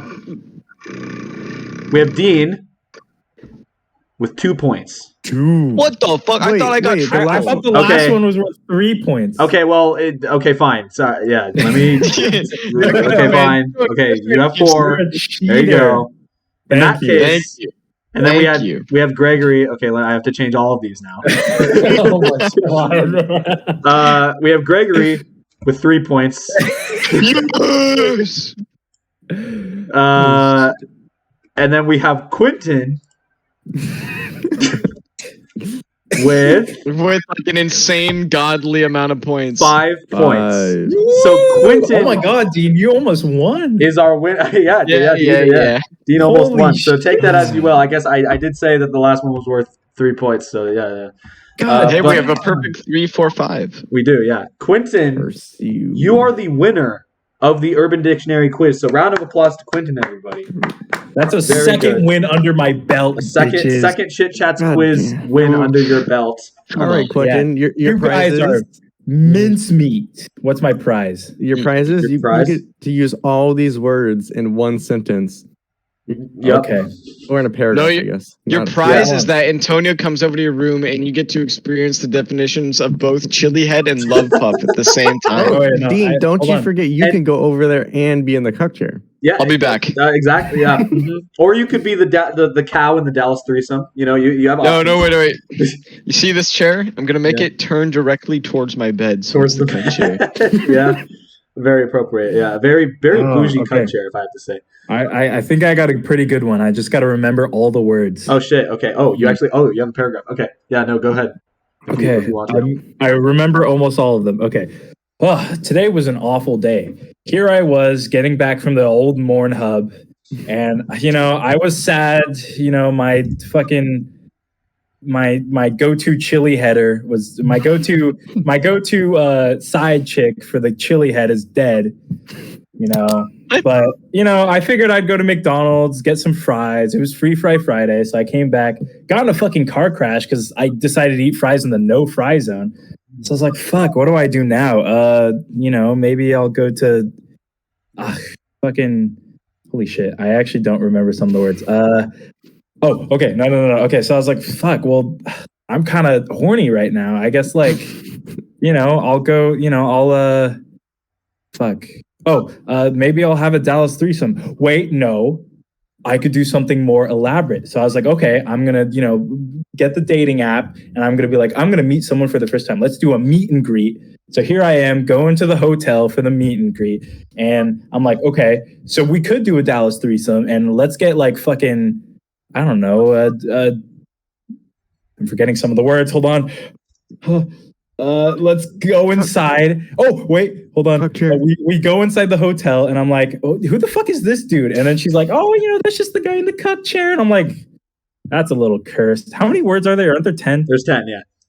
Fuck, I can only remember one more. Love puff. Well, yeah, I know that one. That's the one I was about to come to next. Elongate. Oh, but she's like, hey, is it all right if I, freshen up, powder my nose, tee-hee-hee? And I'm like, sure, whatever. So here I am scrolling Twitter, reading about the elongate scandal, whatever. And I'm like, what else is there? Is there any other words? I already talked about the no fry zone. I'm hungry. Oh, and I was just like, man, I was, it said in her bio she was a waifu, but I could not have my thighs crushed in there. And then whatever, she comes out. Okay, what's the other word besides love puff? With a grain of pepper. Oh, okay. So I'm like, okay, let's take it with a grain of pepper, whatever.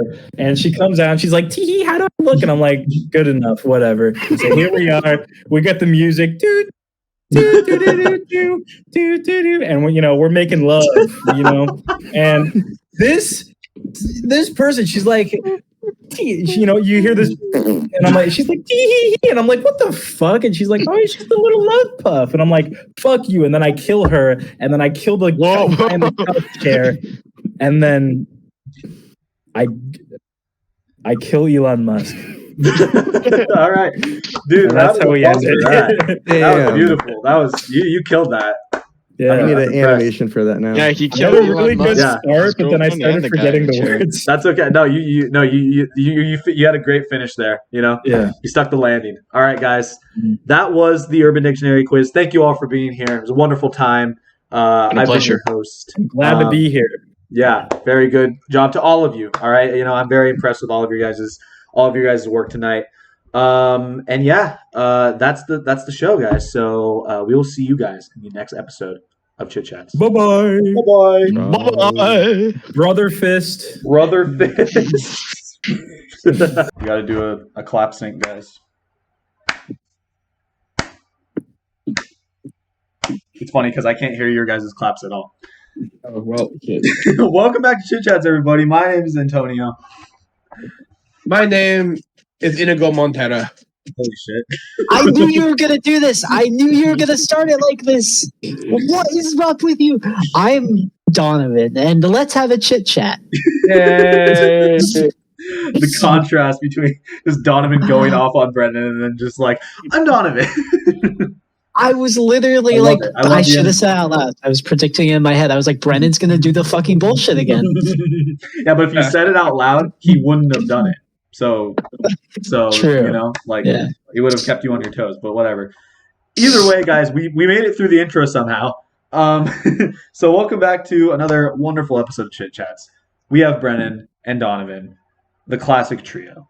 As I've said many times when you guys are on Chit Chats. I'm aware. See, I'm self-aware. I know that I say that every time, but I can't stop myself from saying it every time. It's inevitable. But guys, welcome. Thank you guys for being here. It means a lot to me. Deep down in my gut, it you know, like it really just pleases me. You know what I mean? That you guys are here with me today. That's gay. All right. Well, guys. So you know, like I've done many times on the show, I haven't told you guys what the topic is today. And if all things go according to plan, I've titled this video something along the lines of, well, you know what? I won't say. But let me just kind of fill you guys in on what we're going to be doing today. So you guys may or may not know my long-running series, and by long-running I mean I made it for like a year. Sunday Funnies, back in the day when I used to do those videos. What's that? Pretty frequently. You know, they were a compilation. They were basically just like an excuse for me to make like very short skits and then compile them into one video. And you may or may not know that I made 9 of those videos. And originally I wanted to make a 10th, but here's the thing: I never did. And I consider this to be one of my biggest failures as a YouTube content creator, was the fact that I never got to make Sunday Funnies 10. So I thought, what better way to redeem myself of my crimes by making Sunday Funnies 10 right now with you guys. So that's what we're going to be doing today. We're going to write Sunday Funnies 10, come up with all the skits, and make it right here. We're not actually going to film it. That's not going to happen. But we're going to write it. Theoretically, if I were to have made it, this is what it will be. So that was Tilly. That was Tilly. Tilly may or may not appear in this in Sunday Funnies 10, guys. That may or may not be a thing that happens. Oh, we'll see. Yeah. So I asked you guys to write. Shut up. Okay, go on. Sorry, I asked you guys to write. I'm sorry, Kate. That was mean. 3 prompts or 3 like setups for skits, and I wrote 4 for myself. So between the 3 of us, we've come up with 10. And so we're going to be putting those skit ideas into an AI script writer, and then writing a theoretical script for that skit, and then reading it out, acting. Oh boy. Whatever. whatever you want to call it. So that's what we're going to be doing today. So, so let me share my screen here. So you guys can see. I had a different AI program in mind when I thought of this idea, but it's not letting me use it. So we're going to be using this one that I found. That's what's going to happen. Okay. So it's called Right Cream. Don't read into that name too much. Okay. So we have, like I said, we have 10 skit ideas here in total. So we're just going to do one of mine first. So my first skit idea is Brennan and I find a UFO in a field. An alien walks out who keeps talking like Owen Wilson. He tries to probe us and keeps saying wow. So that's the first skit idea. So we're going to so apparently it does limit the characters that I can put into the topic bar here. So I guess I'll abbreviate it a little bit.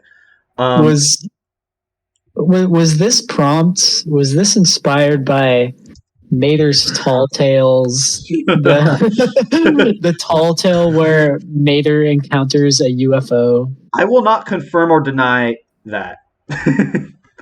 Okay. All right. So okay. Just a side note, he does teach the UFO to say "dadgum." He does. And that's funny. That's very funny. That's lore. That's canon. That's lore. All right. So since I come up with this one, I'll read this one out. If there's any dialogue that includes one of like someone that isn't me, I'll have one of you guys read it. In this case, it might be Brennan who has dialogue, so we'll find out. But all right, so Brennan and I found a UFO while hiking. We were really excited and we just couldn't believe our eyes. We were able to get a close look at the UFO because it was stuck in the ground and didn't want to move. When we got closer, we saw that it was a little black thing that had lights on. We got really close to the UFO and it started talking to us. It kept saying "wow." So the UFO was saying "wow," not anything in the UFO. The UFO itself. Wait. Question: can I be the UFO? Whenever the UFO says "wow," can I do it? Yeah, please do. Okay. Yes. Okay. Wow. All right. Brennan and I were so excited we could barely keep our balance. So we were apparently toppling over. Okay, Brennan and I had been walking around the forest when suddenly we found a UFO. It was just sitting there. We ran up to it and Brennan started banging on the metal. Oh, because you work with metal, so it works. It works out. So yeah, you're a welder. That's the word I was looking for. Okay. I was so excited I couldn't help but to talk like Owen Wilson. Okay, so we're completely flipping the goal here. So okay. So I'm talking. Okay, when the alien finally came out, he walked out with his hands in his pocket, saying, "Wow." Thank you. It was the most exciting day of my life. Brennan, you want to read this paragraph? Is this one the second one? Okay. Yeah, this one right here. This one right here. Okay. Me and I. So I would say Antonio and I. Antonio and I. Okay. Yeah. Antonio and I found a UFO in the park. We were running around looking for a good place to hide when an alien walked out. The alien kept talking like Owen Wilson, saying, "Wow." And I'm so happy. It's so weird because it was not a regular alien. It was an alien from a movie.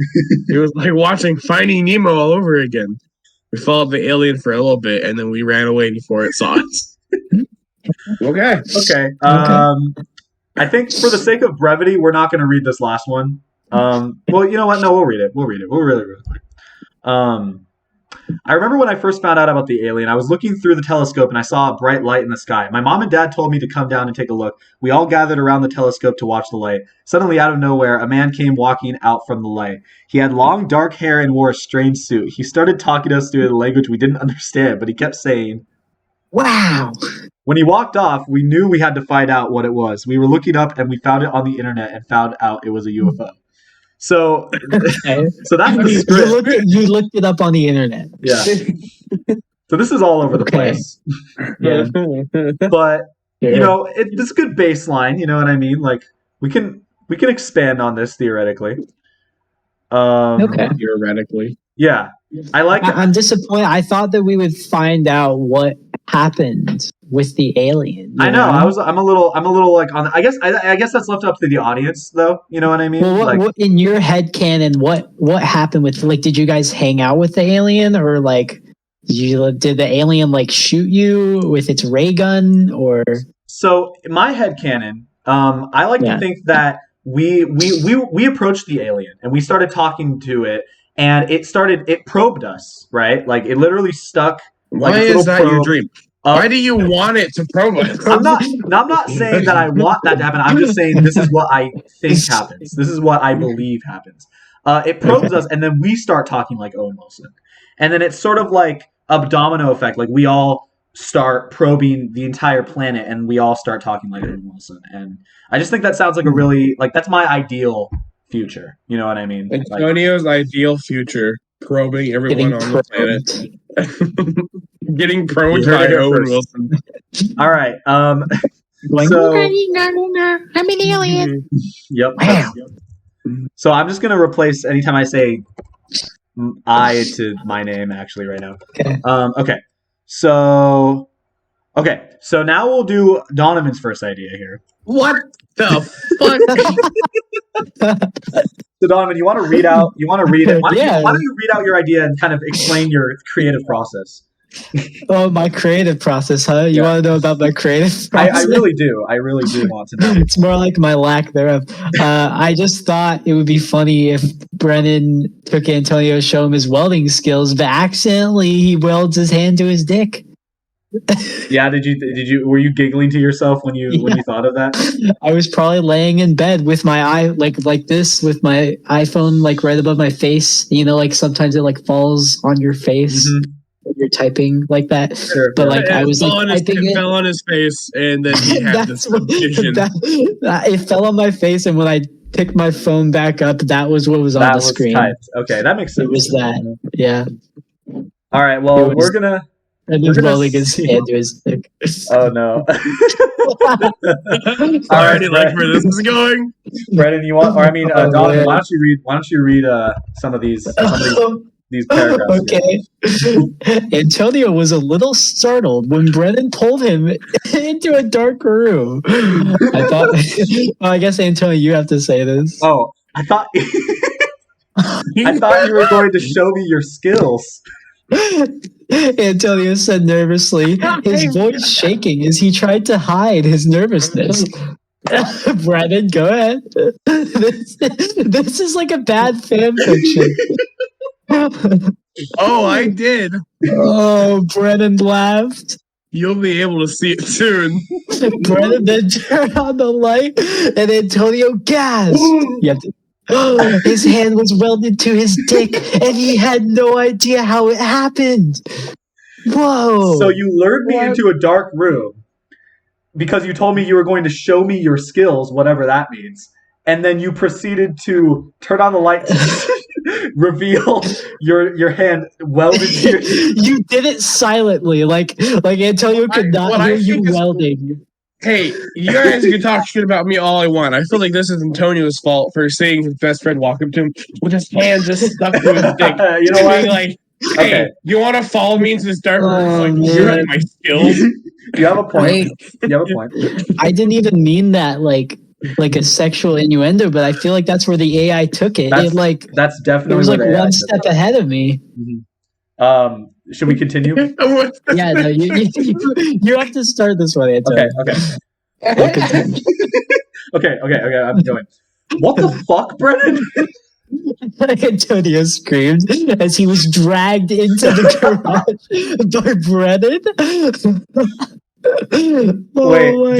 I'm confused. Sorry. Do I say this or do I say that? No, you say that. No, I say this. Wait. Antonio says it says Brennan. It says Brennan said. No, but there's two lines. There's two lines. Okay. I think that's weird. Okay. I'm sorry. I thought you'd be able to get that back off. That's yours, Brennan. And then this is me. Yeah, this is you. Mom, I'm sorry for what you're about to hear. I can't. Brennan said in an apologetic tone. It's welded to my dick. Oh no! Oh no! It gets worse. Oh Okay. no! Okay. All right. I'm gonna keep going. No, this is terrible. Brennan, what the fuck? Antonio screams as he stares down at his hand that is now attached to his penis. This Brennan, is please. this is awesome. Brennan, please.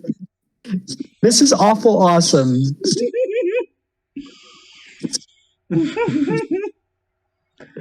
Oh god.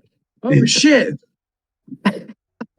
Brennan says as he looks down at his hand and penis with horror. I'm sorry, Antonio. I'm so sorry. Brennan cries as he tries to unscrew his hand from his dick. Antonio's laughing hysterically now as he watches Brennan try to pull himself off of him. Stop laughing at me, you fucking asshole. Brennan yells as he finally yanks himself off of Antonio's dick. Wait, what? I thought it was okay. That took a weird turn there, and falls to the floor. That's your line. What? Your fault. Oh my god, Brennan says as he gets up and leaves the room. Oh my god. Okay, This one. is so crazy. Okay, wait. Okay, you have one more paragraph. One more paragraph. No, this is the fair thing. This is the fair thing here. This one is really bad. Like I'm just reading it already. Okay, you know what? Holy shit. Nobody I know that there are no like Tonyverse animateds, but like if somebody wants to like animate one of these, please don't. I'm begging you. Please don't. As much as I would love to have a dedicated fan base that makes animations of my videos, I would really not like this to be animated. This is not the one. You know what? We're just gonna leave this up, and then we're gonna move on. We're not even gonna acknowledge this paragraph. We're just gonna move on to the next one. So. That was quite a doozy. That for the second one, that was a lot. Oh man, yeah. Okay. Oh my god, dude. So we're moving on to Brennan's first skit idea. And Brennan, you had Antonio teams up with Chris Pratt to steal back the Mario movie. So as you know, the Mario movie is coming out soon. Isn't the second trailer coming out tomorrow? The second trailer from the day that we're recording this, the second trailer is coming out tomorrow. So maybe this will give us a glimpse into what we have in store for that trailer. I don't know. Probably not. Okay. All right, Brennan. Why don't you just read the first two? Why don't you just read the first two? All right. Oh, there's only two. Antonio and Chris Pratt are two of the most popular action heroes in Hollywood. Yeah. So when their respective studios reached to dispute over the rights to Mario, they teamed up and decided to steal back the movie. The two were able to successfully outsmart the studio security and steal back the movie. They're now planning on releasing their own Super Mario Bros. Movie in 2019. Hell yeah. What? Dude, 2019 will be my year. It already came out. Yeah, it's already out. Why have I not seen it? In this reality, it already came out. Yeah. All right. Okay. Antonio knew that he and Chris Pratt were going to need help in order to steal back the movie from the gang of greedy thugs that had taken it. He knew who would be the perfect for the job. A former thief who had been given a second chance at life. Antonio and Chris Pratt met up with the former thief who turned out to be a young woman, and they made a plan to get the movie back. They would need to steal it at the same time as the robbers, and Antonio knew that he and Chris Pratt would need to be very careful in order to avoid. Why does that sound like an actual skit? Like I feel like that could be. It does. It sounds like that's very specific. Like the plot of like a skit or a movie or something. Who is this young woman? Zendaya or? It's up to your imagination. I'd like to believe in my heart it's Zendaya. It's probably it's Anya Taylor-Joy because she's playing Peach. Right. All right. Well. Yeah. Do you wanna read one of these two or both of these? I don't know how long we should spend on each of these because I know that we don't want to. I'll read the bottom one. I'll read the bottom one. All right, read the bottom. Read the bottom. Antonio and Chris Pratt, two of the world's greatest thieves, are on a mission to steal back the movie they both starred in, the Mario movie. After being caught by the FBI, Antonio and Chris are taken to the same prison. They know they need to act fast before they're caught again. They devise a plan and come up with a plan to steal back their movie. Antonio and Chris meet in the middle of their cells, start planning their escape. They agree that they all use their skills to escape without being caught. Why are these just really good scripts? These are actually kind of good. Like I'm intrigued. I'm like, what are our special skills? What does that mean? Like that could literally mean so many things. I think you should pay Chris Pratt to actually make this a reality. Yeah, his rates can't be that high, right? Like to be in Sunday Funnies 10. Yeah, Sunday Funnies 10, starring Chris Pratt. He's like, why do you want me for the movie? And you're like, because you're so cool. Yeah, you're so cool. And you were so cool. And you were stomping Koopas. All right, so I just realized in terms of like the overall scale, I feel like mine are a lot more tame than your guys, so I'm gonna try to spice mine up a little bit. But just make him like super raunchy, like okay, well, just like so bad, like something you would like show your grandma, and she'd just like have a heart attack. She'd be like, oh my goodness. Yeah, like. Oh. Okay, so I'm gonna. So my original idea was that me and Donovan, me and you. So this is what I'm coming up with. Me, Donovan, and Antonio sell Girl Scout cookies, but are get held at gunpoint by actual Girl Scouts. So that's what we're going with. Let's see what we have. All right. I'll read this one out. The girls pointed their guns at the boys and asked for all their money. The boys were confused and shocked by the sudden change in events, but they complied with the girls' demand. They gave the girls their cash and they were allowed to leave. They were not happy about it, but they were relieved that they were alive.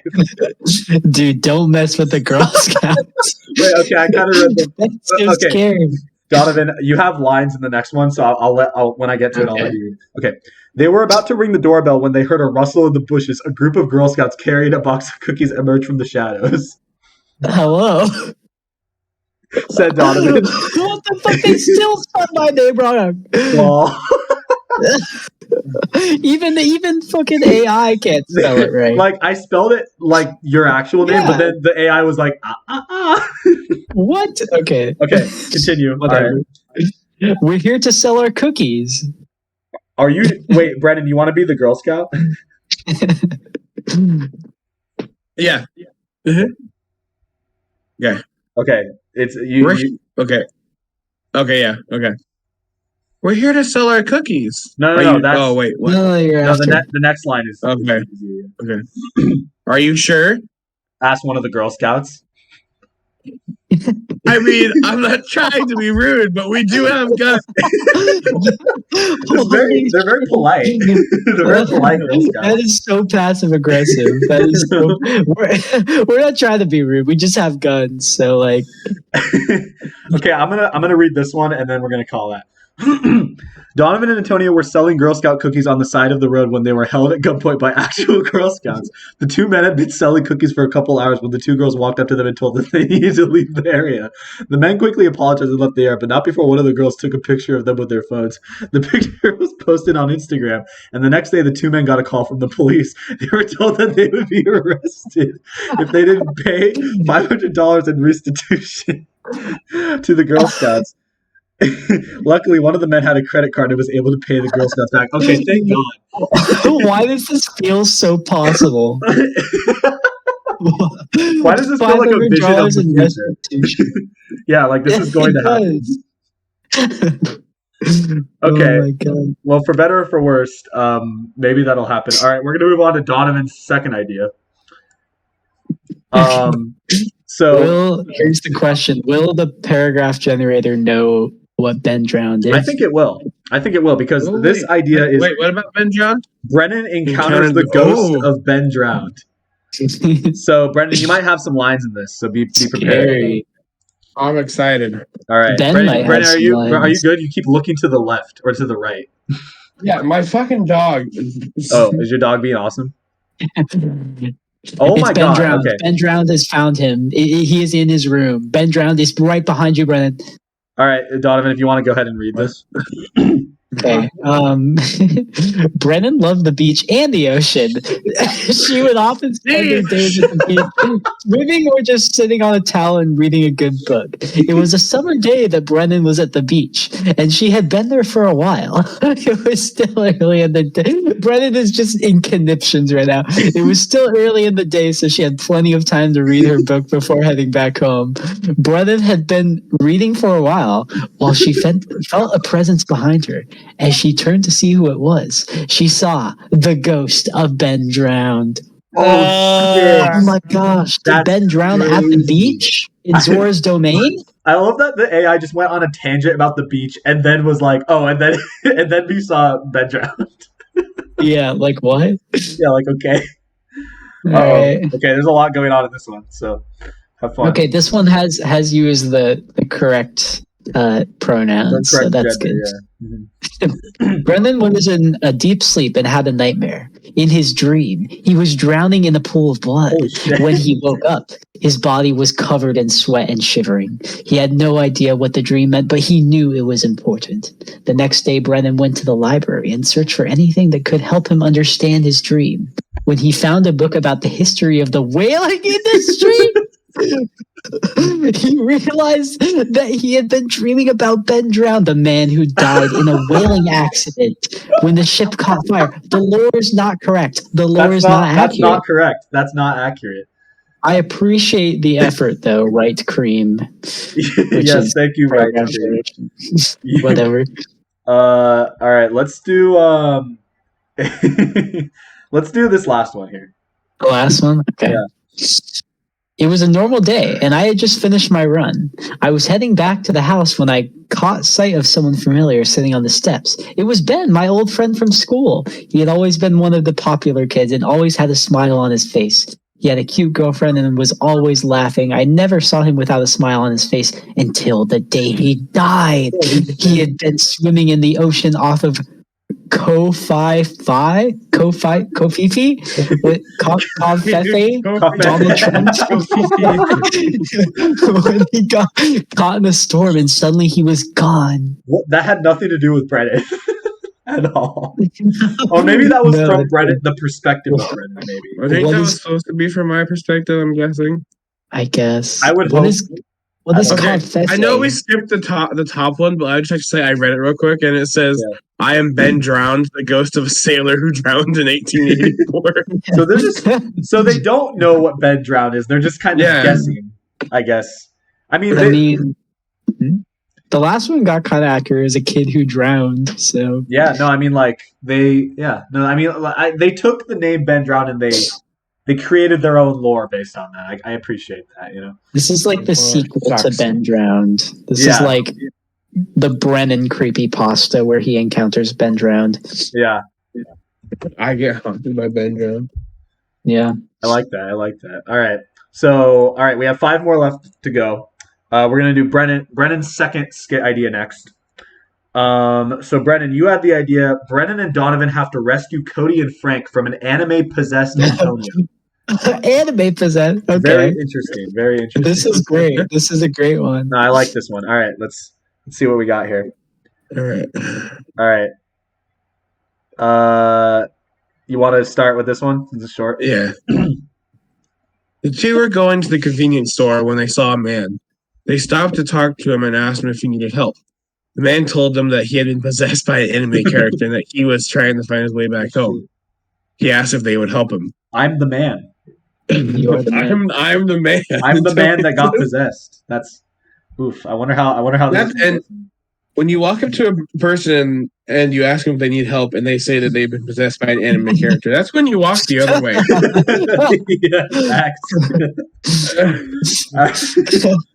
All right. Like oh god. Okay. The gay? Oh wait, hold on. There's something on my screen. I was thinking, The day? The day had been going well for Antonio until he saw some anime character in his living room. He couldn't control himself and started to jump around the room like a madman, causing a huge mess. Shut up, phone. He and Donovan had to save Cody and Frank from Antonio before they were killed by him. Brennan had to use his martial arts skills to fight Antonio. Oh, shit. Donovan was able to get Antonio to stop fighting, was able to get him into the car. Into the car. Okay. In the car. Cool. In Okay. the car. Why don't you... Brennan does have some martial arts skills. Don't read that last one. Wait, okay, read this one, and then I want to read all of them for this one. So here, Brennan, read. Okay. Read this one. Right. Brennan and Donovan had to rescue Cody and Frank from an anime-possessed Antonio. The two friends had been experimenting with an anime that soon took over their lives. They had to find a way to stop the anime before it consumed their whole family in the world. Luckily, they found out they could stop the anime by throwing a bucket of water on the TV screen. After some hard work, the two friends were able to stop the anime before it could spread any further. It's like treating the anime like a virus. AKA, they just short-circuited the TV and called it good. The weeaboo virus. That's what it virus. is. Okay, Brennan, read this one. Like, this is crazy. Okay. Brennan and Donovan were on their way to a bar when they saw Antonio, the nerdy guy from their office, sprinting down the street in a panic. Antonio was wearing a Pokemon shirt and carrying his laptop. No way. Oh, Donovan, this is your line. What's going on? Asked Donovan. We're being attacked by these anime-possessed people.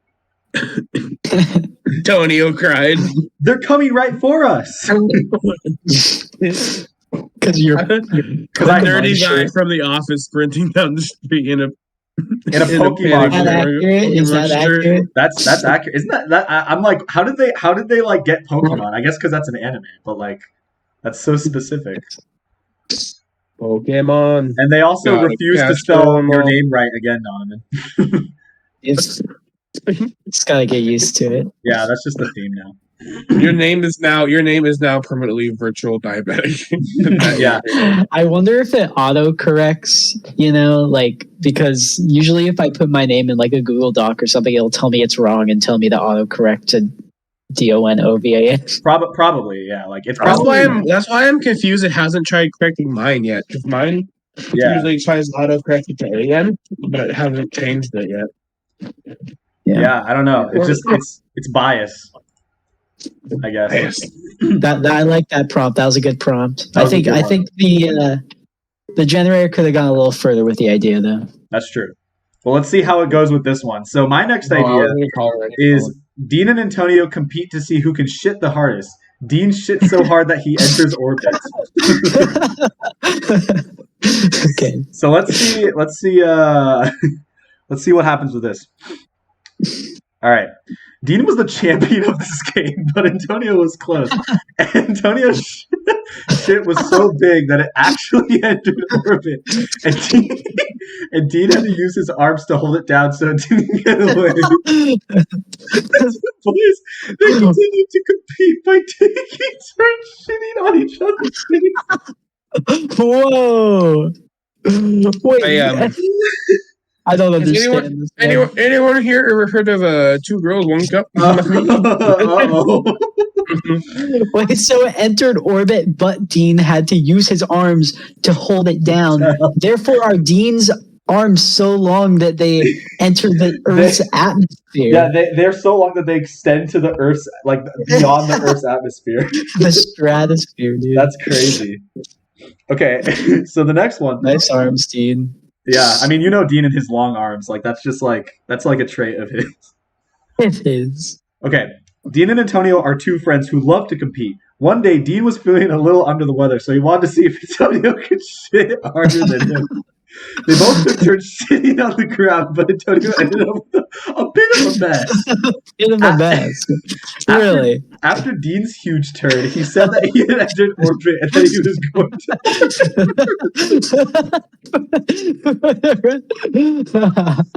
to... Oh my god. Dean, come back! No, I am now in orbit. This one Wait, look at this one. This one literally it like copy pasted my prompt. Like it didn't even change it really. It was just Dean and Antonio, who are friends and work together, compete to see who can shit the hardest. Dean shit so hard that he enters orbit. That's like exactly what I wrote. They just added work together, I think. They just added like this part, I think. All right, and then the last one is Dean and Antonio are two friends who are always competing with each other. One day, Dean challenged. Okay, this is basically the same thing. One day, Dean challenged Antonio to see who would shit the hardest. They both agreed that they would be the judge, and the winner would be the one who shits the farthest. Dean shits so hard that he enters orbit. Okay. That was basically the same one, but without him entering orbit for the rest of his life, which I think is the best thing that came out of this. Yeah, I think this one might be the best one, just because I like the idea that he just stays in orbit forever. I make no effort to get him back. He just stays there. Yeah. All right. Antonio's down there. Oh no, Dean, no. Oh man. Okay. We're getting to my favorite of Donovan's now. Simply because of how simple it is. It's so brief. Antonio encounters the Rafflecopter. Anything could happen. Anything could happen. We're just gonna see what happens with this one, you know? Oh my god. Oh wow, okay. Okay, maybe just read like I want to know what happens in this one. Maybe you should just read this one and then one of the other ones. All right, go ahead. Okay. Antonio is on his way to work when he walks into a store. He is so focused on what he is doing that he doesn't notice the Rafflecopter until he feels it brush up against his arm. He slowly looks up and sees the Rafflecopter hovering above him. It's a bright red and its rotor blades are turning slowly as if it's trying to scare Antonio. Antonio starts to walk away from the Rafflecopter and then realize that the Rafflecopter is following him. This Rafflecopter is like a stalker, dude. Antonio starts. It's like a weird guy. About the Rafflecopter. It is. Antonio starts to run and the Rafflecopter follows him. Antonio starts to climb the fence and the Rafflecopter starts to climb after him. The Rafflecopter keeps getting closer and closer to Antonio as he climbs higher and higher on the fence. Okay. Suddenly, Antonio reaches the top of the fence and falls over backwards, causing the Rafflecopter to fall as well. The Rafflecopter crashes into a tree and crashes to the ground. I love that they're treating the Rafflecopter like this entity, like this horrifying entity. Yeah, it's like an anthropomorphic helicopter. It's a helicopter but with legs, but it's following you around like a stalker. It's so absurd. Oh my god. Okay, Donovan, you pick which one of these you want to read. We're only gonna do one. Oh man. Let's see. I want to see the last one. Okay. Antonio was walking home from work when he saw a small drone zipping through the air. It was on the ground and he could see it was broken. He walked over to investigate and found that the drone was being operated by a kid. He asked the boy if he wanted to sell it, and the boy said yes. Antonio bought it for $15 and then took it to his home to fix it up. He fixed the drone and then flew it around his house. That's boring. I'm reading another one. Read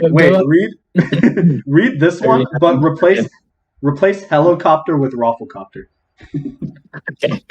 Antonio's walking home from school one day when he sees the Rafflecopter flying overhead. He suddenly gets excited and starts running toward the Rafflecopter. Wait, I just realized. Yeah. Wait, read it again, but don't say Rafflecopter. Just say helicopter when it says helicopter. He gets excited and starts running towards the helicopter. Is that what you wanted? Yeah. Okay, anyways, suddenly he noticed that it's not a helicopter at all, but a giant Rafflecopter. What's the difference? Antonio watches him as it flies down towards him and then slowly stops in front of him. He can't move and is terrified. Suddenly the Rafflecopter starts to spin around Antonio, who's still frozen in fear. The Rafflecopter then flies away and leaves Antonio standing in the middle of the street. Wow. This is killing me. The picture of like a little helicopter like circling around me. and then just leaving you alone. And I'm just petrified.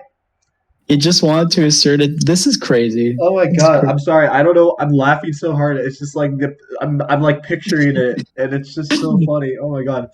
Okay. So that's a skit. That's if I oh can. my god! If I can. My cheekbones hurt so hard from smiling and laughing. If I could like somehow get like a remote control like helicopter or like a drone, I would totally try to make this. Okay. Does not clear up what the Rafflecopter is. No, it's left. Like I said, it's left up to the imagination of the reader, of the viewer. It's truly an entity. It is an SCP. It is. Yeah, it's something scary. It's an SCP. All right, Brennan, we're on to your last skit here. Are you ready to read? Yes. All right. So your last idea was Stabby teams up with his ninja clan to assassinate the Tonyversal crew. So let's see what this comes up with. Holy shit! Wait, what? Oh my god, these are long. Okay, why don't you just read? Okay, I want you to read this one first. Okay. Stabby was just a normal guy, not the type to be into violence or anything. He was just your average guy that loved to eat, drink, and watch TV. One day, while watching his favorite show, he saw a commercial for a new video game called Tonyversal Crew. It was a game where you had to be the leader of a group of ninjas to fight against a group of villains. When he saw the trailer for the game, he knew it was for him. He was inspired by the idea of being a leader and being able to control his own destiny. So he decided to sign up for the game and play with his friends. When he finally got his hands on the game, he was so excited he didn't even care about the fact that he had to kill in order to win. So the next day at school, Stabby announced to all of his friends that they were going to be playing Tonyversal Crew at lunchtime. They all laughed and said it would never happen because it was too realistic, but Stabby didn't listen and told them they would see who was laughing when they lost their lunch money. Okay. Well, that took an interesting turn. Yeah, I wasn't expecting that. I thought that was... Wait, what? Okay. Okay, wait. I want to try to find a more interesting one. Maybe... Why don't you pick, Brad? Do you want to do one of these two, or you want to do the last one? Let's do the last one. The last one? Okay. The last one had some interesting... A little story again. Yeah, all right. Go for it. I was the only one that wasn't surprised when the Tonyversal Crew was assassinated. I had been experiencing it for a while, even though we were all on different teams. Holy shit. I've been keeping an eye out for a chance to take them down, and finally got my chance. On the day of the assassination, I was sitting in my room thinking of ways to get them when I got a message on my phone from the other assassins. They told me they had arrived and were ready to strike. After I sent them my confirmation code, I got up and walked out of my room. As soon as I made it outside, I saw 3 figures standing on the roof across my house. They were wearing black ninja suits and their hoods up, so I couldn't see their faces. Hold on. Sorry, guys. You're good. Brennan is gone. This is another one that's like, it's very like intense. Like there's actually like a story here. They were wearing black ninja suits and they had their hoods up, so I couldn't see their faces. One of them had a rifle, one had a gun, and one last one had a knife. Some weird ninjas. They all looked like they knew what they were doing, so I didn't have much time to think about anything before they came running towards me with the guns drawn. They all shot at me. They all shot at me at once, but I ducked behind a nearby tree. After that was all over, I took off running towards them with my sword in hand. Okay, that turned badass fast. Yeah. And then just the. Okay. That was interesting. Like, does that mean that was that from the perspective of Stabby? Because, like... I don't know. No, his sword in hand, which makes me think it's Brennan, because he actually has a katana. Oh, you're right. Yeah, maybe this is from the root, or from the perspective of Brennan. But Brennan wasn't even mentioned in the prompt, which I think is interesting. Yeah, true. Well, I guess, I don't know. I guess the Tonyversal crew was assassinated in that prompt, so... Yeah, so then it wouldn't be Brennan. So then it's just be Brennan. It's just some entity Maybe it's the Rafflecopter. it's the raffle. The Girl Scouts. It's the Girl Scouts. Also, I just want to point out, we don't have to read this one. I just want to point out that they mentioned Ko-Fi again. Yeah, what is that? I don't know what that is, but it's a reoccurring theme, apparently. I gotta look it up. Yeah, I'm looking it up. Yeah, no, go for it. Okay, after you guys look it up, we have one more skit to go through. It's a group of islands in Thailand. Okay. Well, why do they keep referencing it? That's I don't know. Okay. So weird. Well, our last skit of the night, guys, for Sunday Funnies 10, theoretical Sunday Funnies 10. Quentin and Antonio stay at a forbidden hotel and get haunted by the ghost of two crypto bros. So that's what we're working with. Okay. So let's see what we got here. Oh, shoot. Okay.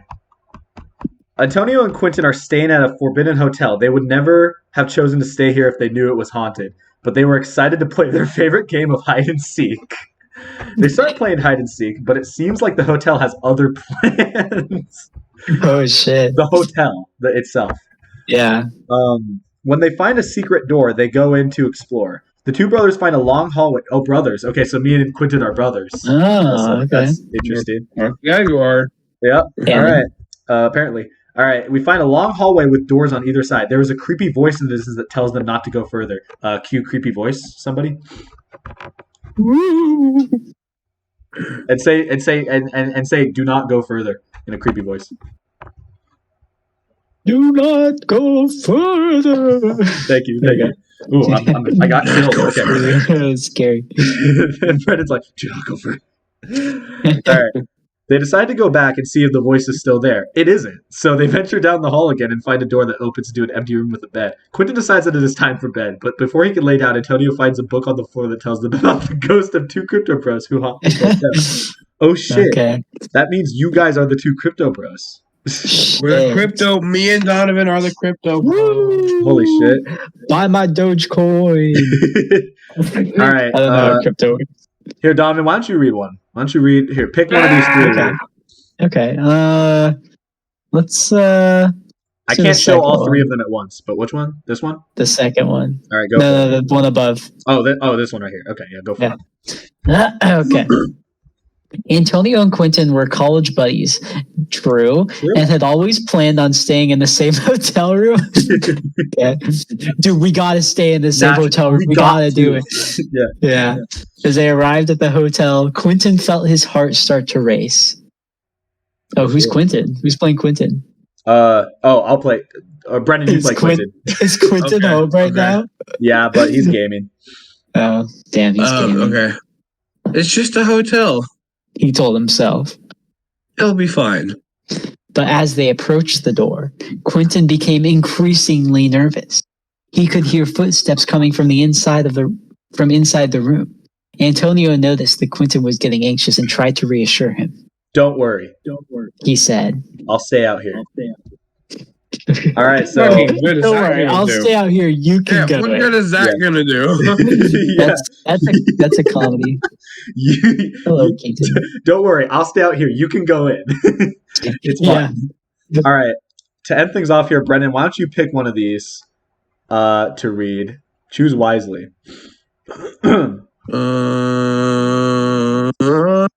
I'll do the top one. All right, go for it. Antonio and Quentin were staying at a hotel in the middle of nowhere, but they didn't care because they were on vacation. One night, they were walking back to their room and they heard a woman's voice. They turned around and saw a woman in a white dress with long black. Oh, fuck that. No. Bruh. For anyone who doesn't know, the bitch from like The Ring or The Grudge was like my worst. Is a fuck that. Oh, shit. That is not a crypto bro, however. Or maybe she is. I don't know. They turned around and saw a woman in a white dress with long black hair, and she was staring at them. They ran back to the hotel room and locked the door, but when the woman kept calling out to them, they told the front desk that they were not allowed to sleep in the room, and the woman stopped for a few... What? That doesn't make any sense, but okay. However, one night, she started screaming again, so Quentin and Antonio ran back out of the hotel, but the woman followed them. She chased them all the way back to their car and tried to break their windows with her hand. Jesus Christ. That's fucking intense. Oh my god. Okay. That's like the most horrifying. That's like more horrifying than any of the Ben Drown ones. Yeah. Just imagine you're fucking like sleeping in a hotel, and also you just wake up to fucking. You just wake up to fucking. No. No. I don't even want to. No. Okay. Well, Halloween's on that note, that's gonna so that was Sunday Funnies 10, guys. Overall, very interesting. Like, yeah, baby. You know, baby. End products we have there. What's all about? What? Just out of curiosity, what was your guys' favorite skit? Brennan, why don't you go first? What was your favorite skit? Do you even have to fucking ask that? No, I don't know. I legitimately don't know. I'm sure you do. Sure you don't.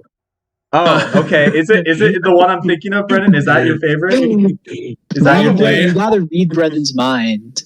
Okay. If I think I know Brennan well, and I think I do, I think I know which one he enjoyed the most. And yeah, I gotta say that one was pretty interesting. Oh, I think you know. I think you know. Yeah. Well, Donovan, what was your favorite skit from the pool? I think you know. Just not even say it. Just I think you know. Okay. I think you're aware. Yeah. No, it was definitely the Brennan Dick Weld one. If there's no Tonyverse highlight reel of that, yeah, I'll die. Maybe that'll be a Chit Chat highlight. Maybe, you know. Maybe that one was what a crazy one to just like. I mean, like we didn't start on that one, but we might as well have. Crazy right out of the gate. Yeah, I think my favorite is still the Rafflecopter one. I don't know why. The idea of the Rafflecopter being this like horrified entity is just like it's hilarious. The Girl Scout one was also very funny to me. I did like the Girl Scout one where they just were like, "We are going to shoot you," like very blatant. So overall, I'd say this was a success. You know what? As much as I wish I could have made Sunday Funnies 10 for real, this is the next best thing. So, you know what? I'm happy. And that's all that matters. Happy. The meaning of happiness. You gotta, sometimes you gotta just find happiness within yourself. And this is the obligatory Family Guy sentimental moment at the end of the episode. Overall, just remember to follow your dreams and never give up, and that's the moral of this story. Anyway, thank you guys for watching. Thank you guys for being here, Brennan and Don, and thank you for participating in this. Do you have any closing thoughts, or any words of wisdom? I'm running towards the camera. I can't reach it. I'll never reach it. You'll never reach it. Yeah, you're perpetually don't weld your hand to your dick. True. On the contrary, please weld your hand to your dick. All right, bye guys. What?